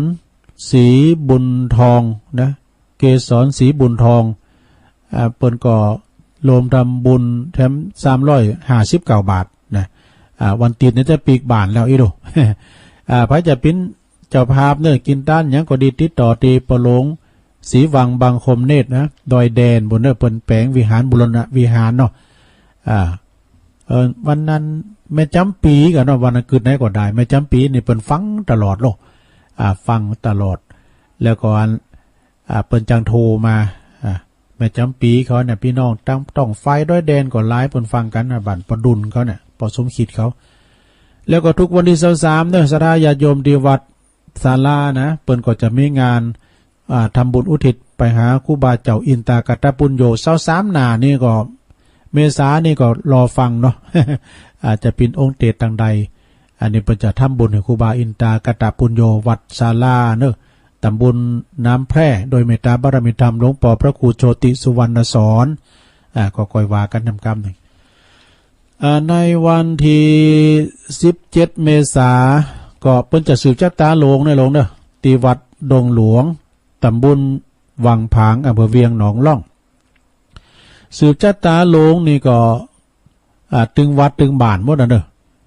พระสงฆ์เจ้าพระสงฆ์พิธีจำนวนตึง59 รูปก่อนนะ59 รูปก่อนโดยเมตตาบารมีธรรมอาจารย์ท่านพระครูสุตตะกัลยาณกิจอาจารย์มหาจำลองนะเจ้าคณะตำบลวังผางเจ้าอาวาสวัดดงหลวงเนาะพร้อมในคณะศรัทธาตั้งปหลวงสมบัติเขาเนาะก็17เมษายนโยมเด้อที่วัดดงหลวงสืบชะตาหลวงพ่อพระครูสุจิตานุรักษ์หลวงพ่อใหญ่จากอำเภอฝางก็จะเมตตามาด้วย27 28 29เนอะงานปล่อยโลงมีนาเนี่ยนะเริ่มพุกเนี่ยกะ27ห่างน้อย28โคตรต้านเข่า29เป็นวันตาลมีนานะปล่อยโลงที่วัดกอขาหนองโบตำบลตาตุ่มอำเภอป่าสร้างเนอะนะก็ไปกินไปตานกันมอทึดๆแล้วเดี๋ยวนี้นะ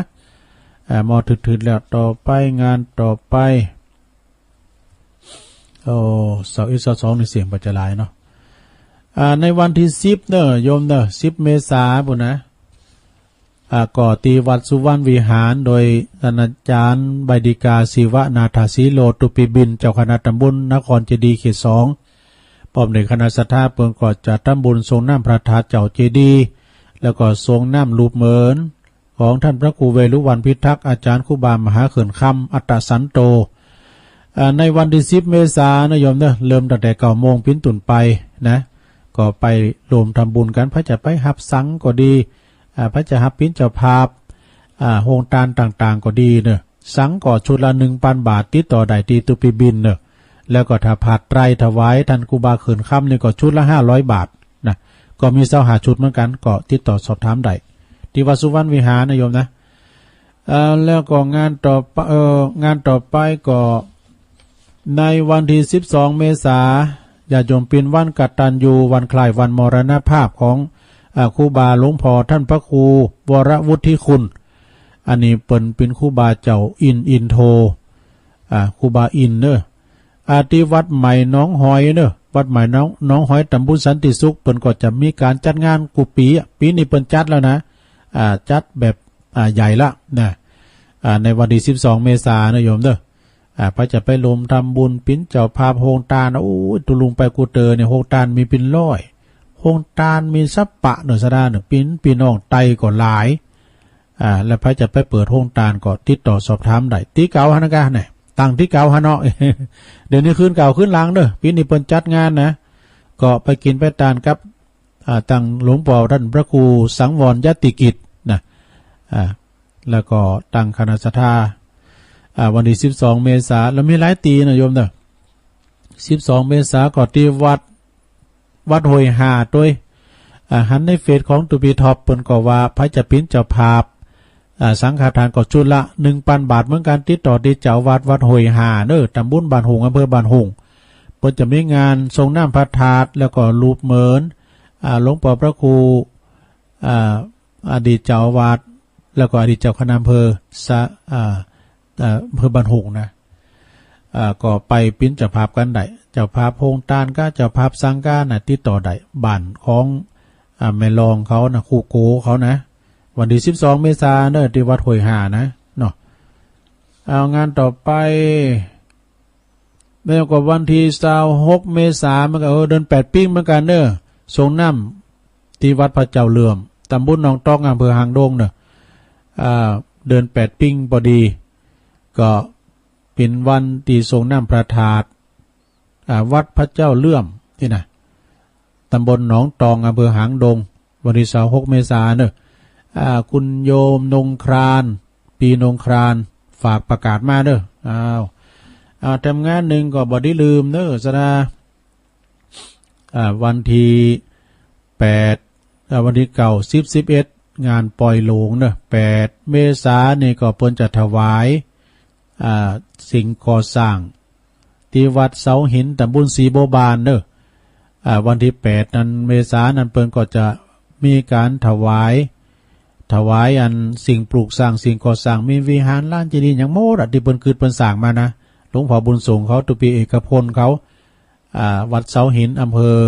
เมืองเปิ้นตำบลศรีโบบานเนอะต้องย้ำไว้หน่อยกันเดียวศรีโบบานทางงานเมืองฟ้างก็มีดูวัดเสาหินน่ะเนาะวัดปนหน่อยบุญปันเขาก็วันที่8เมษายนนี่เมื่อคืน1 ทุ่มเนาะสลมคำเนี่ยพระสงฆ์59รูปเปิ้นก็จะไปโปรดเมตตา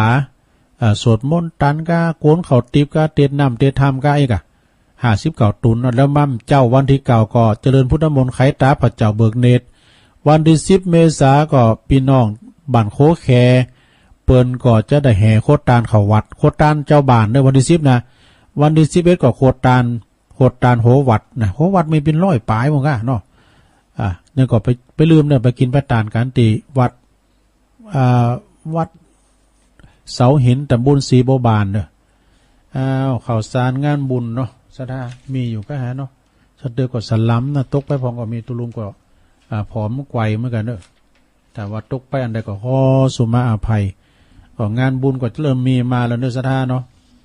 งานวัดไต่วัดเด้อวัดที่เปิ้นมีการมีงานถ้าวัดจะฝากประกาศปีนี้ก็เหมือนเดิมนะตุนี่นะบอกมาเด้อเขียนไล่มาก็ได้ เอาแล้วเนาะตอนนี้ตุลุงจะเปลี่ยนบรรยากาศได้เวลาพอดีนี่จะเปิดสายแล้วกันเนาะเปลี่ยนบรรยากาศเปลี่ยนกันเปลี่ยนกันกันจ๋าวันนี้ก็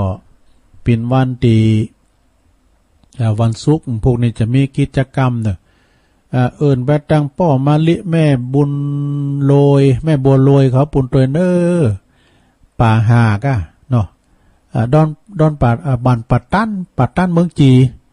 พ่อมาลิเขาแม่บัวโรยเขาเนี่ยเพิ่นฟังกันอยู่จ้าทางป่าหากันปุ่นน่ะหรือว่าไฟแป่นก็ดอน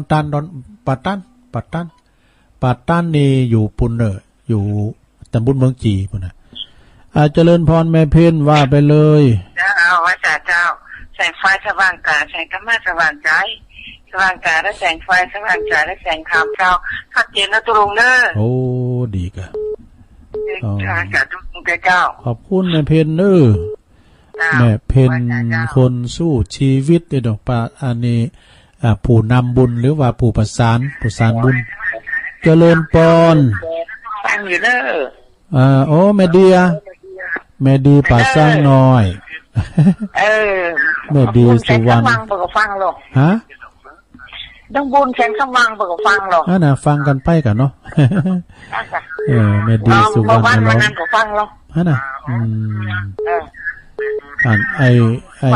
ฟังในเฟซ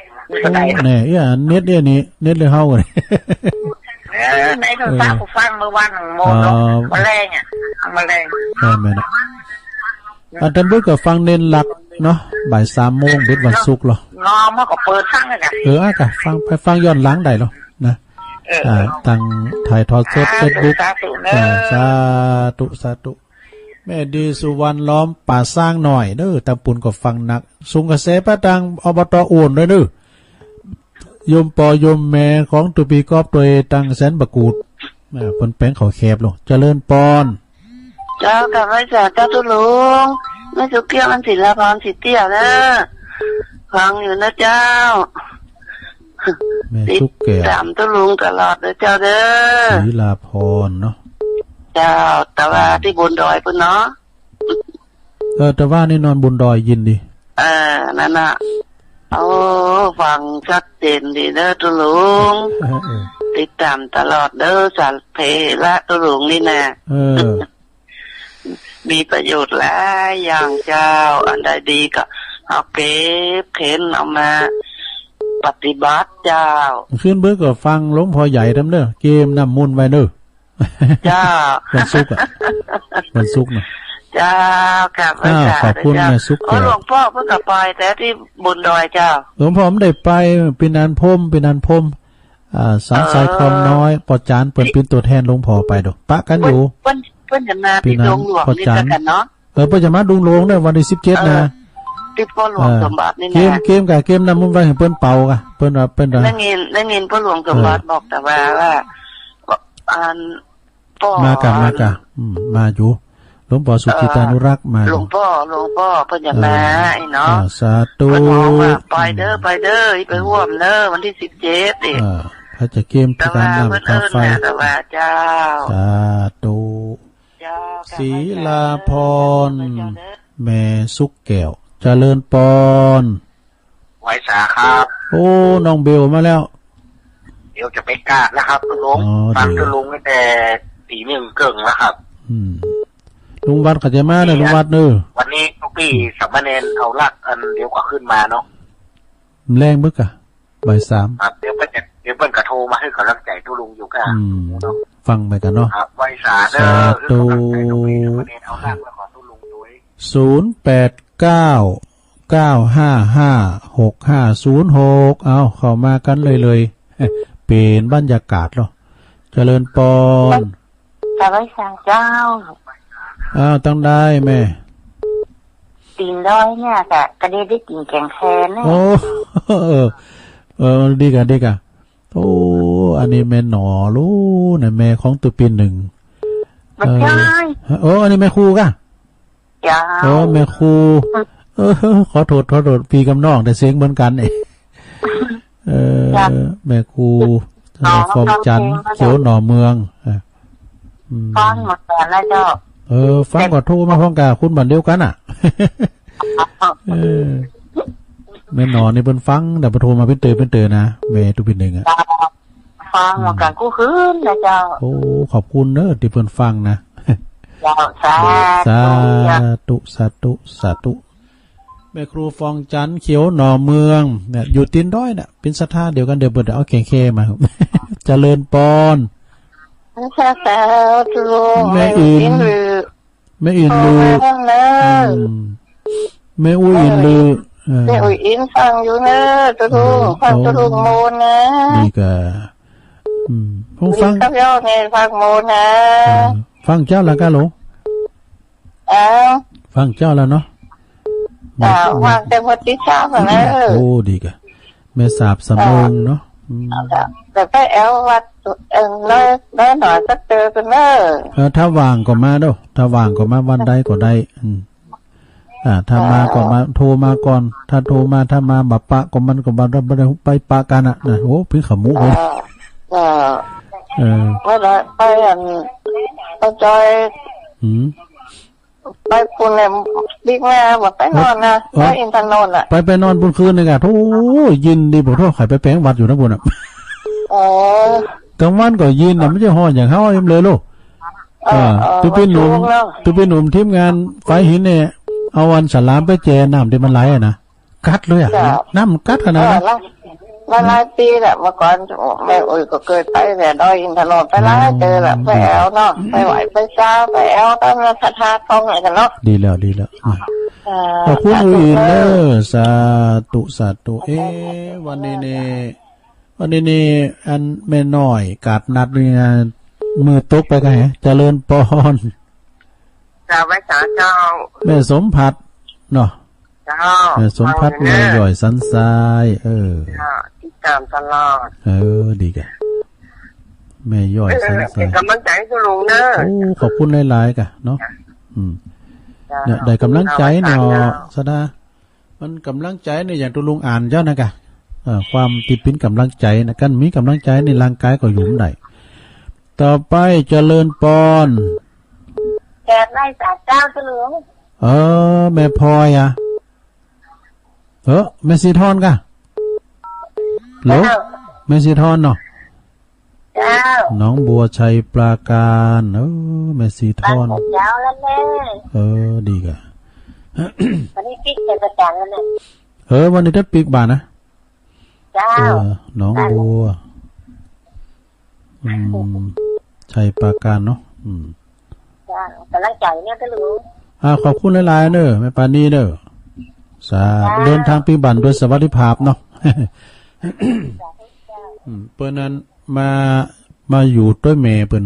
ป้าพ่อแม่เปิ้นก็อยู่แม่คลองในบ้านแม่คลองเนาะเจริญปอนอยากไว้สาเจ้าตุลุงฟังแม่สายทองตั้งแต่เพลงมาแล้วเพลงเก่ามนนะไหว้ข้าส่วนมนต์ตุลุงนะเจ้าโอ้ยการพี่น้องให้การพี่น้องห้อยการต้องเพิ่มกำลังใจตุลุงนะเจ้าขอบคุณเด้อแม่สายทองเด้อเจ้าต้องไว้สาเจ้าห้อยการกับพระครูสิริสุตตาภิรัตน์นี่เจ้าคณะตำบลกิตติมศักดิ์เฮาเจริญปอนเจ้าไว้สาเจ้าโอ้มาแล้วมาสายที่10พอดีนะแม่ยายน้อยสูงมากได้เจ้าวันนั้นนอตุลุงยองคนหนึ่งยังเรียกใจเรื่องอย่างย้ายเลยเจ้าเนาะเจ้าอย่างย้ายมันเป๊ะได้หลายอย่างเลยเจ้าถามว่าอย่างย้ายลุงเนาะคนก็ห้องว่าเก่าลุงเนาะอย่างย้ายขึ้นคนก็ว่าเก่าขึ้นนะสมมติว่าตุลุงยองเต็มเนาะอยู่ยิงเยอะขึ้นคนก็ห้องว่าใครยิงนะถามว่ายิงเยอะขึ้นคนก็ห้องว่าใครยิงนะแต่อย่างเป็นอย่างส่วนแต้มเนาะเอาเป็นห้องว่าอย่างย้ายขึ้นพอหนึ่งห้องว่าใครยิงนะเจ้าถ้าว่ายงยกนะเจ้าเป้ว่ายกของใหญ่ถ้ายองยกเนี่ยนะเป้ว่ายกของน้อยนะเจ้าถ้ายุกยับของใหญ่ยุกนะเจ้าถ้ายกยับของเล็กยุกนะเจ้าอย่างลุงลงมาเฮินมันลุ่มเนาะเฮินมันคือว่าลุงลงมาเฮินยุกยับเนี่ยจะว่ายกเย็บผมได้กว่าของใหญ่เนาะเอาเปรียบเนี่ยของน้อยอย่างพักผ่อนหิวเพราะว่าพักผ่อนหิวยกเย็บถ้าว่ายิ้มยิ้มนะเจ้าเปว่าของนิดหน่อยนะเจ้าย่องย้อยนะก้อยย่องย้อยเอาไปคือค่อยๆทยอยเอาไปนะเจ้าเยอะแยะก็มากมายเนาะเยอะแยะก็ไม่จริงเนาะยุ่งย่ามก็ก่อกูนลุกกวนนะเจ้ายู่ยี่ย่องยับยืนแปลว่าเสียหายยืนยันแปลว่าแน่นอนเนาะยองยืนแปลว่าแอบพอแอบดูนะเจ้าเดี๋ยวที่มียองยะอย่างยะแปลว่าหือนะเจ้าเนาะเจ้าคำยงวรรณกรรมของวามันมีในตู้อยู่เรียบร้อยแล้วขอบคุณเนอะเจ้าไว้ชาเจ้าเอาก็เป็นกัมเปเปอร์ยังกัมเปเปิดสถานเนี่ยอันนี้ก็เป็นกัมบักเก่านะเจริญปอน เจริญปอนไปซะเจ้าอันนี้ตั้งใดจ๊ะไม่ยืนนะอันฮะจะแค่เราก็เจ้าไม่ยืนเนาะปินตาอุ่นโอ้แม่โบยืนฟังจังวันดีกันฟังแต่โบเองเนาะปินตาอุ่นฟังติ๊กๆกันเนอะวันนี้ไปงานบุญทางใดเนาะอยู่บ้านเนาะไปหยิบไปใจวันจังหวัดจังหวัดมากันเนอะไปปฏิบัติปั๊บไปกวาดผิวไปเสียวันนี้ไปเขาดำอยู่โอ้ขอบคุณแม่เนอะลองเคยว้าวอันนี้แม่โบเย็นปินตาอุ่นเนอะตัวแทนพี่น้องลองเคยว้าวเวงน้องหลองนะตำบลหนองยงเอาสายต่อไปเจริญเจริญปอนอันนี้แม่วันมันมาเกาเจ้าโอ้แม่วันมาแล้วแม่วันฟังเจ้าอะไรกะวันนี้ได้ยินชัดดีเนาะชัดเจนนะพวกเจ้าก็มาอยู่เด้อพวกเจ้าก็เป็นเสาอันว่าก่อนขอบคุณเด้อขอบคุณแม่วันเด้อบุญรักษากำจูอยู่ดีมีสุขเด้อแม่วันเด้อ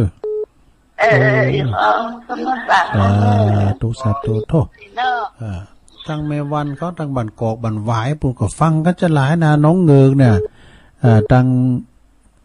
ประโลงมงคลมนชีพเขาเนี่ยนะเพิ่นฟังตึง2อ่ะตึงสีสามีภรรยานะเพิ่นจังโทรมาหลังไม้เต็ดลุงคือกำลังใจตุลุงเด้อเอาสายต่อไปโอ้แม่จันติ๊บแม่จันติ๊บมาแล้วติ๊บ3เที่ยอะไรลุงก็บอกอู้เจ้าสมาตุลุงอู่ยาวไปหน่อยแม่จันติ๊บเกตกาลามโอ้เจ้าฟังเจ้าแล้วเนาะแต่ว่าไอ้พวกที่เป็นถ่ายทอดแล้วก็ฟังไงเจ้าฟังนะครับโอ้ยโมนแต่เป็นถ่ายทอดโทรไปเจออันเสอาจารย์นิรักเจ้าแม่นำพระอาจารย์เล่นหลักก็ไปหรอเจ้าผู้วันเฮือนี่เพิ่นไปกาลยานิวัฒนาอยู่กะปเล่งหนอเพิ่นสหับอาสาสูงในตุลุงนั้นได้ไปไหนเฝ้าเสาเนี่ยนี่วันนั้นก็ได้ไปค่ะเพิ่นนะเจ้า28นี่มันได้ไปอยู่เฝ้าวิทยุเอกไปกาลยาพัฒนานี่ล่ะอาจารย์พระครูเขาเพิ่นไปตลอดผมตาบ่เคยไปสักกำเตือนน่ะหันว่าเเจ้าหากันตลอดผมตางเลยอ่ะที่บ้านแม่อุ้ยอินเสมิงนี่เคยไปนะเจ็ดผับเจ็ดอย่างเนี้ยเคยไปตันเตียนนั่นแหละโมโนหลายปีแล้วไม่ก็ไปตันเตียนละเมาหัวขนาดก็ไปพอบรรยากาศเนาะอย่างไปอันดอยอินทนนท์อ่ะโอ้แมกไม้ป่านาพันพอตามหุยตามดอยเดี๋ยวนี้มันแห้งแล้งอยู่ไหมไปใบไม้ปลูกแล้วนะแต่ฝนมันบัดตกเดิมเลยน้ำตกก็มีอยู่อ่ะโอ้เปิ้นโฆษณาเพราะว่าลืมไปฮะพูดก่อน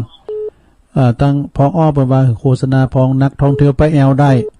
ไปพักนอนข้างคืนได้นะเปิ้นจะมีผู้นำเที่ยวเหือโทมีหลายอย่างอุทยานเนี่ยมันกินความกันแต่น้ำตกแม่สาแม่กลางน้ำตกวชิรทานแมนหมด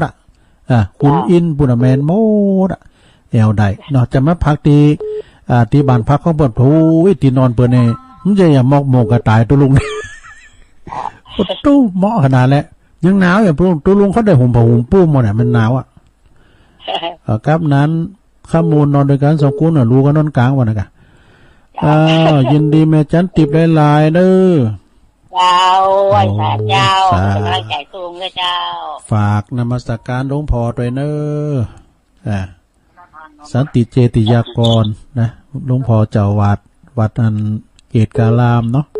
0899556506เอาโทรกันเข้ามาต้องเกรงใจเจริญปอนไปสาเจ้าคุณลุงอันนี้ตั้งใดจ๊ะเอาแม่สีเจ้าแม่สีปัญโยแม่สีฮะได้เบอร์โทรเกษม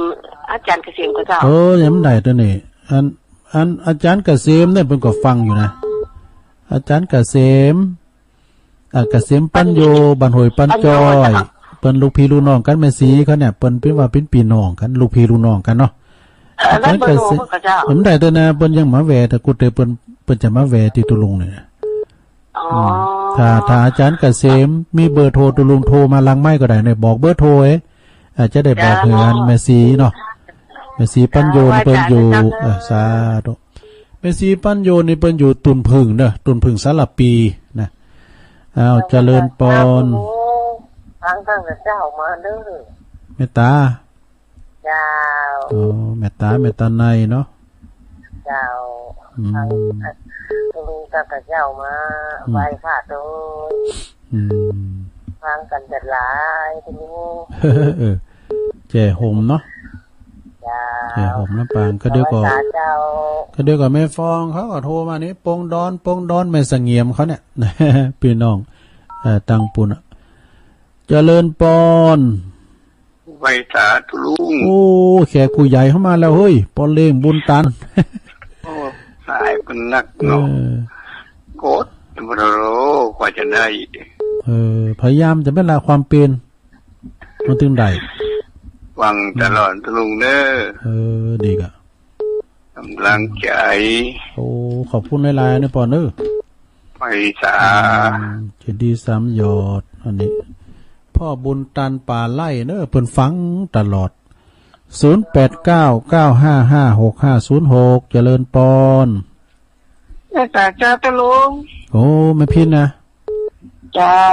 แม่พินป่าแดงติดรถเจ้าว่าแม่โนนก็โทรมาแล้วฟังเจ้าแล้วเจ้าฟังเพลงไปเนอะเพลงโนนนะเพลงก็ต้องขอบคุณแม่บุญโยงเนอะแม่บุญโยงแซ่พันแม่น้อยเปิ้นถวายตึงเคิงกล่องเพลงแล้วก็แฮดดี้ได้โดยเจ้าก็เพลงเปิ้นในมนต้องขอบคุณเลยนะมอบความบันเทิงนะเปิดเอาเปิดให้ศรัทธาฟังการทำเปิดใน YouTube เนี่ยมันโฆษณาเป็นกรรมแต่อันนี้เปิดไม่โฆษณาเปิดฝากมาถวายแล้วก็เอาเปิดเปิดฟังได้กันแม่น้อยบุญยวงแซ่พันนี่มีซักปินหน้าของครูบาพรชัยกันนะวัดพระบาท400นะโอ้ลดไปแล้วนะสุมาเนี่ยอันนี้ยายพรใจเจริญปอนก้อยสาเจ้าหลวงโอ้นะเจ้าโอ้แม่โอนกิติลังคามาละฟังเพลงก็ม่วนเลือกจะใจดีเจ้าเพลงโอ้ม่วนโอ้น่ะเพลงโมนเนาะเพลงน้อยประหยัดม่วนมันหน่อยบุญยวงเสพันนะกะเพลงเป็นน้อยเพลงบักเก่านี่อมตะนิรันดร์การฟังกะตื่นเจ้าได้หลวงโอ้น่ะได้ตื่นเจ้า2 โมงจะตื่นละนั่นฟังไปตื่นเจ้าก็ฟังไปเนาะขอบคุณเนอะหลวงโอนเนอะไปได้ไปหรอกมันมาแสดงหรอกอันหลวงโอนไปเหรอโอนมา2 เที่ยแล้ว3 เที่ยแล้วไปนอนถึงก่อนอันนี้ไม่ได้ไปสักกัมเด้อหรอก็ไปหลายเที่ยแล้วเพราะว่าอากาศหนาวนะ12 องศาเด้อว่ะไปละเจ็ดเพิ่มอย่างได้หอนหมดแล้วน่ะบันไม่อินนะอุ้ยอินก็ก็ลุงกับตึกเนี่ยตึกเสมิงเนี่ยก่อนเข้าไปตานเตนเนี่ยกันเนาะโอ้กันทั้งว่าฮัลโหลโอนเรียกอย่างวัดนั้นพระธาตุของอูเตอร์หันหมดแล้วหันชะกรรมเตอโดดตังปุ่นเนี่ยยินดีลงโอนเนอะไว้กันโอ้เฮามาคืนพอกันเข้ามาในคืนสีขาวเนี่ยตุลุงถึงได้ไปไหนอันนี้ก็ได้ไปก็ย้อนพระครูนั่นน่ะเปิ้นห้องขึ้นรถได้ไปแอวไหนอยู่เฝ้าพระเจ้าเนี่ยนี่อันนี้เฮาไปกินไปตานให้ท่านพระครูว่าไปตุลุงไอ้แก่นไปฮับเด้อเจริญปอนยายการเจ้ายายพรมาแล้วนางสาวพรยายพรว่างเจ้าแล้วกะยายพรกิติลังกามันจะกะยายพรร้องโวแดงวันนี้เป็นไงเนาะไปแล้วมันวันมันฮ้อนนะมันฮ้อนไปเมื่อไหนนะลงเนอะกินน้ำจิบน้ำไปเกี่ยวหมากอยู่เฮือน่ะกะเมื่อไหนอยู่แค่ไข่ยินก็ไปนอนอยู่ศาลาวัดปุ่นมันสูงย่ะศาลาเนี่ยมันสูงแล้วก็มันยินนี่นะอย่าให้อยู่ในวิหารน่ะยินมันจะไปห่อนใจได้ห่อนกายจะไปห่อนใจเนอะโยกจืน นี่เหือเปียกมานั่นนี้ว่าอาบน้ำเหรอโอ้ก็อาบอยู่กันก็อาบแก่หน้าเหมือนกันอ่ะอันวันเลยก็อาบถึงวันกับลงวัน2 ตัวก็ได้เหรอเนอะน้ำก็เชื่อมเนี่ยนั่นมันเสริมมันถือมันเสริมมาได้ก่อนคุณเฒ่าถึงว่าเนี่ยไปอาบน้ำนางเด้อมันเสริมได้อ่ะยายพรล่องบัวแดงสันกำแพงเจียงใหม่จำโมมึงเน้นแล้วค่ะเพิ่นเน้นแล้วโทรมาเด้อเพิ่นโฮมก้อนพอนะน่ะโทรมานักเตรียมก้อนมาเด้ออันนี้ก็มีน้อยเดียวแหมมันจะมื้นกะลองเอาเหรอเข้าใจไว้กะชุกหรือพุกเลยอ่ะเนาะชุกหรือพุกอยู่ที่ใจเนี่ยของแม่ใส่ทองเลยถ้าเราถือก็เป็นทุกข์แม่น่ะฉันอาจปล่อยวางเพราะว่ามันทุกข์นิรันดร์เพราะฉะนั้นเราจึงเลือกทางมาทุกข์จากแท้แดนไกลมาอยู่รวมกันยึดมั่นสามัคคีเราทุกชีวีคือพี่น้องกันเข้ามาเจอหนามาร่วมกันจะผ่าปัญหามารวมประจันพร้อมกันสร้างสรรค์ด้วยความดีความพรด้วยมางานว่างทางไกลกันด้วยสายสัมพันธ์เทินสาธุอันก็นี่ครับกันดีได้กันจางแต่งขอบคุณยายพรเด้อโอ้ผู้กดโทรมาแถมเนาะยายพรหลวงพ่อมานิดเข้ามาใหม่เนอะบัดเต้นทับสายสกรรมเนี่ยเจริญปอนมีจัดการเจ้าทางแม่ครูเนาะเจ้าแม่ครูลาวันเนี่ยฟังก็รู้เนี่ยเจ้าพ่อครูเราตื่นล่ะพ่อครูก็ตื่นแล้วดีกะฟังจัดการเนี่ยดีละชีวิตมันมีความสุขเนาะอยู่ด้วยกันใจใส่ดูแลกันแม่ครูกับออกงานแบบว่าเปิ้นมีงานก็แต่งก้อนเนี่ยได้ลูกศิษย์ลูกหาเตรียมบ้านเตรียมจองเด้ออันแม่ครูยังก่อนที่พึกอ่ะลืมไปละเดี๋ยวแม่ครูอันเพิ่นพิษที่พึกฮะแม่ครูเพิ่นพิษเตะก็เขากึดว่าเพิ่นพิษเดี๋ยวจดไว้ก่อนเพิ่นพิษเนาะเจ้าที่พึกอ่ะปัจจุบันเป็นไปประชุมครูบำนาญวันที่24สบายดีกันอยู่กินต้านไปเนาะเจ้าอยู่ไปกินไปต้านไปน่ะแม่ครูเป็นปูชนียบุคคลปีใหม่นี่ก็ลูกศิษย์ลูกหาไปซะเก่าดำโหกะเจ้าแม่ครูอันนี้เป็นแม่ครูภาษาไทยทำซ้ำเป็นวิทยากรบรรยายต่างๆอย่างตัวมีลูกศิษย์ลูกหาหลายนะตอนนี้ก็มีหลายกะพ่อครูก็ฮู้จักกันหลายพ่อครูชัยเขานี่เปิดก็สูงเข้าหำกำเคือน้ำตาหมดสูงไปถ้ามันเป็นเลิกเมนูกันหมดนี่แม่บุญอันนี้ก็นั่นละเปิดว่าจะไปกาดล่มเลิกเมนูเนี่ยก็ขอบคุณแม่ครูลาวันหนักๆเด้อแม่ครูเจ้าติดตามทันอยู่ตลอดนะเจ้ายินดีหลายๆสาธุเจ้าเป็นกำลังใจพระครูทวีด้วยเด้อ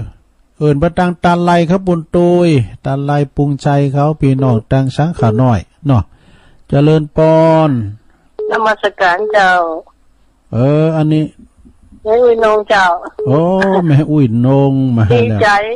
จที่ว่างานยอยักษ์มันกำลังยุ่งเหยิงกันนะอย่างแย่อย่างเยอะย่ายกย่าชีขาผู้ว่าเขาดีใจที่ว่านี่มันอุ้ยนี่มันติดคู่ยองคุณยองใหญ่ผีเนาะแล้วทีนี้มาเจอแม่ครูเก้าที่จังเป็นปิ่นยองแต่แล้วเด็กอู่ใจตลอดนี่เนาะยอยักษ์อารวาสอย่างนั้นจอดไว้ก็เพียงกำลังใจตัวลุงไปเลยขอเพียงฟังก่อนการโดนกับการโควิดตัวเดินเนี่ยพิจารณาสังขารห้องเถ่าเนาะดีใจที่แม่ครูทั้งหลายคนมาขยายความยอยักษ์อย่างนี้นะเราวันจะหลินกันดูลุงข ขอเป็นผู้ฟังไปก่อนเนาะหลังไว้ผมได้อวดการกรุงคนหลายเนาะนวัตการเจริญพรเนอร์แบบโอเนอร์อุ้ยนงสาธุอุ้ยนงหลักเนอนี่นะอันนี้ก็เปิ้นก็ฝากปัจจัยมาลมทำบุญโดยก็เข้าแล้วเนอเข้านั่นแหละไหว้สาครับหลวงพ่อแล้วนอนนานแล้ว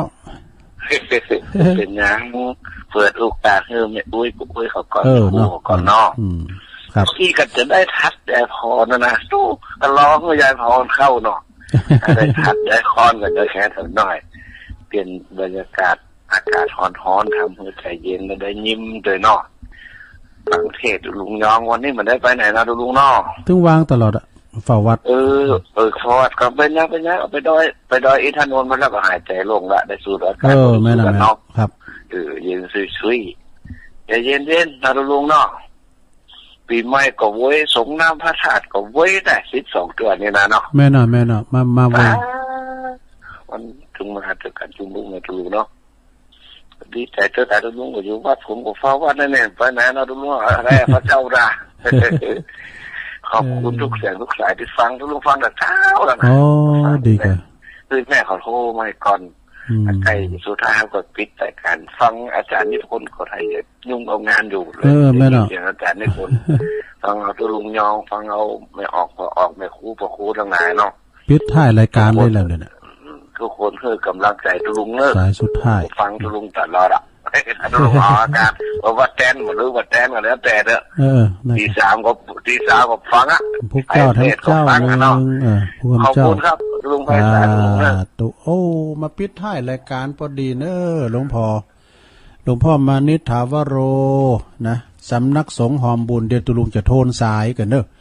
แม่เพนขาวเตี้ยคนสู้ชีวิตสายที่1สายที่2กับแม่ดีสุวรรณล้อมจากป่าสร้างหน่อยเนอะเพิ่นก็ฟัง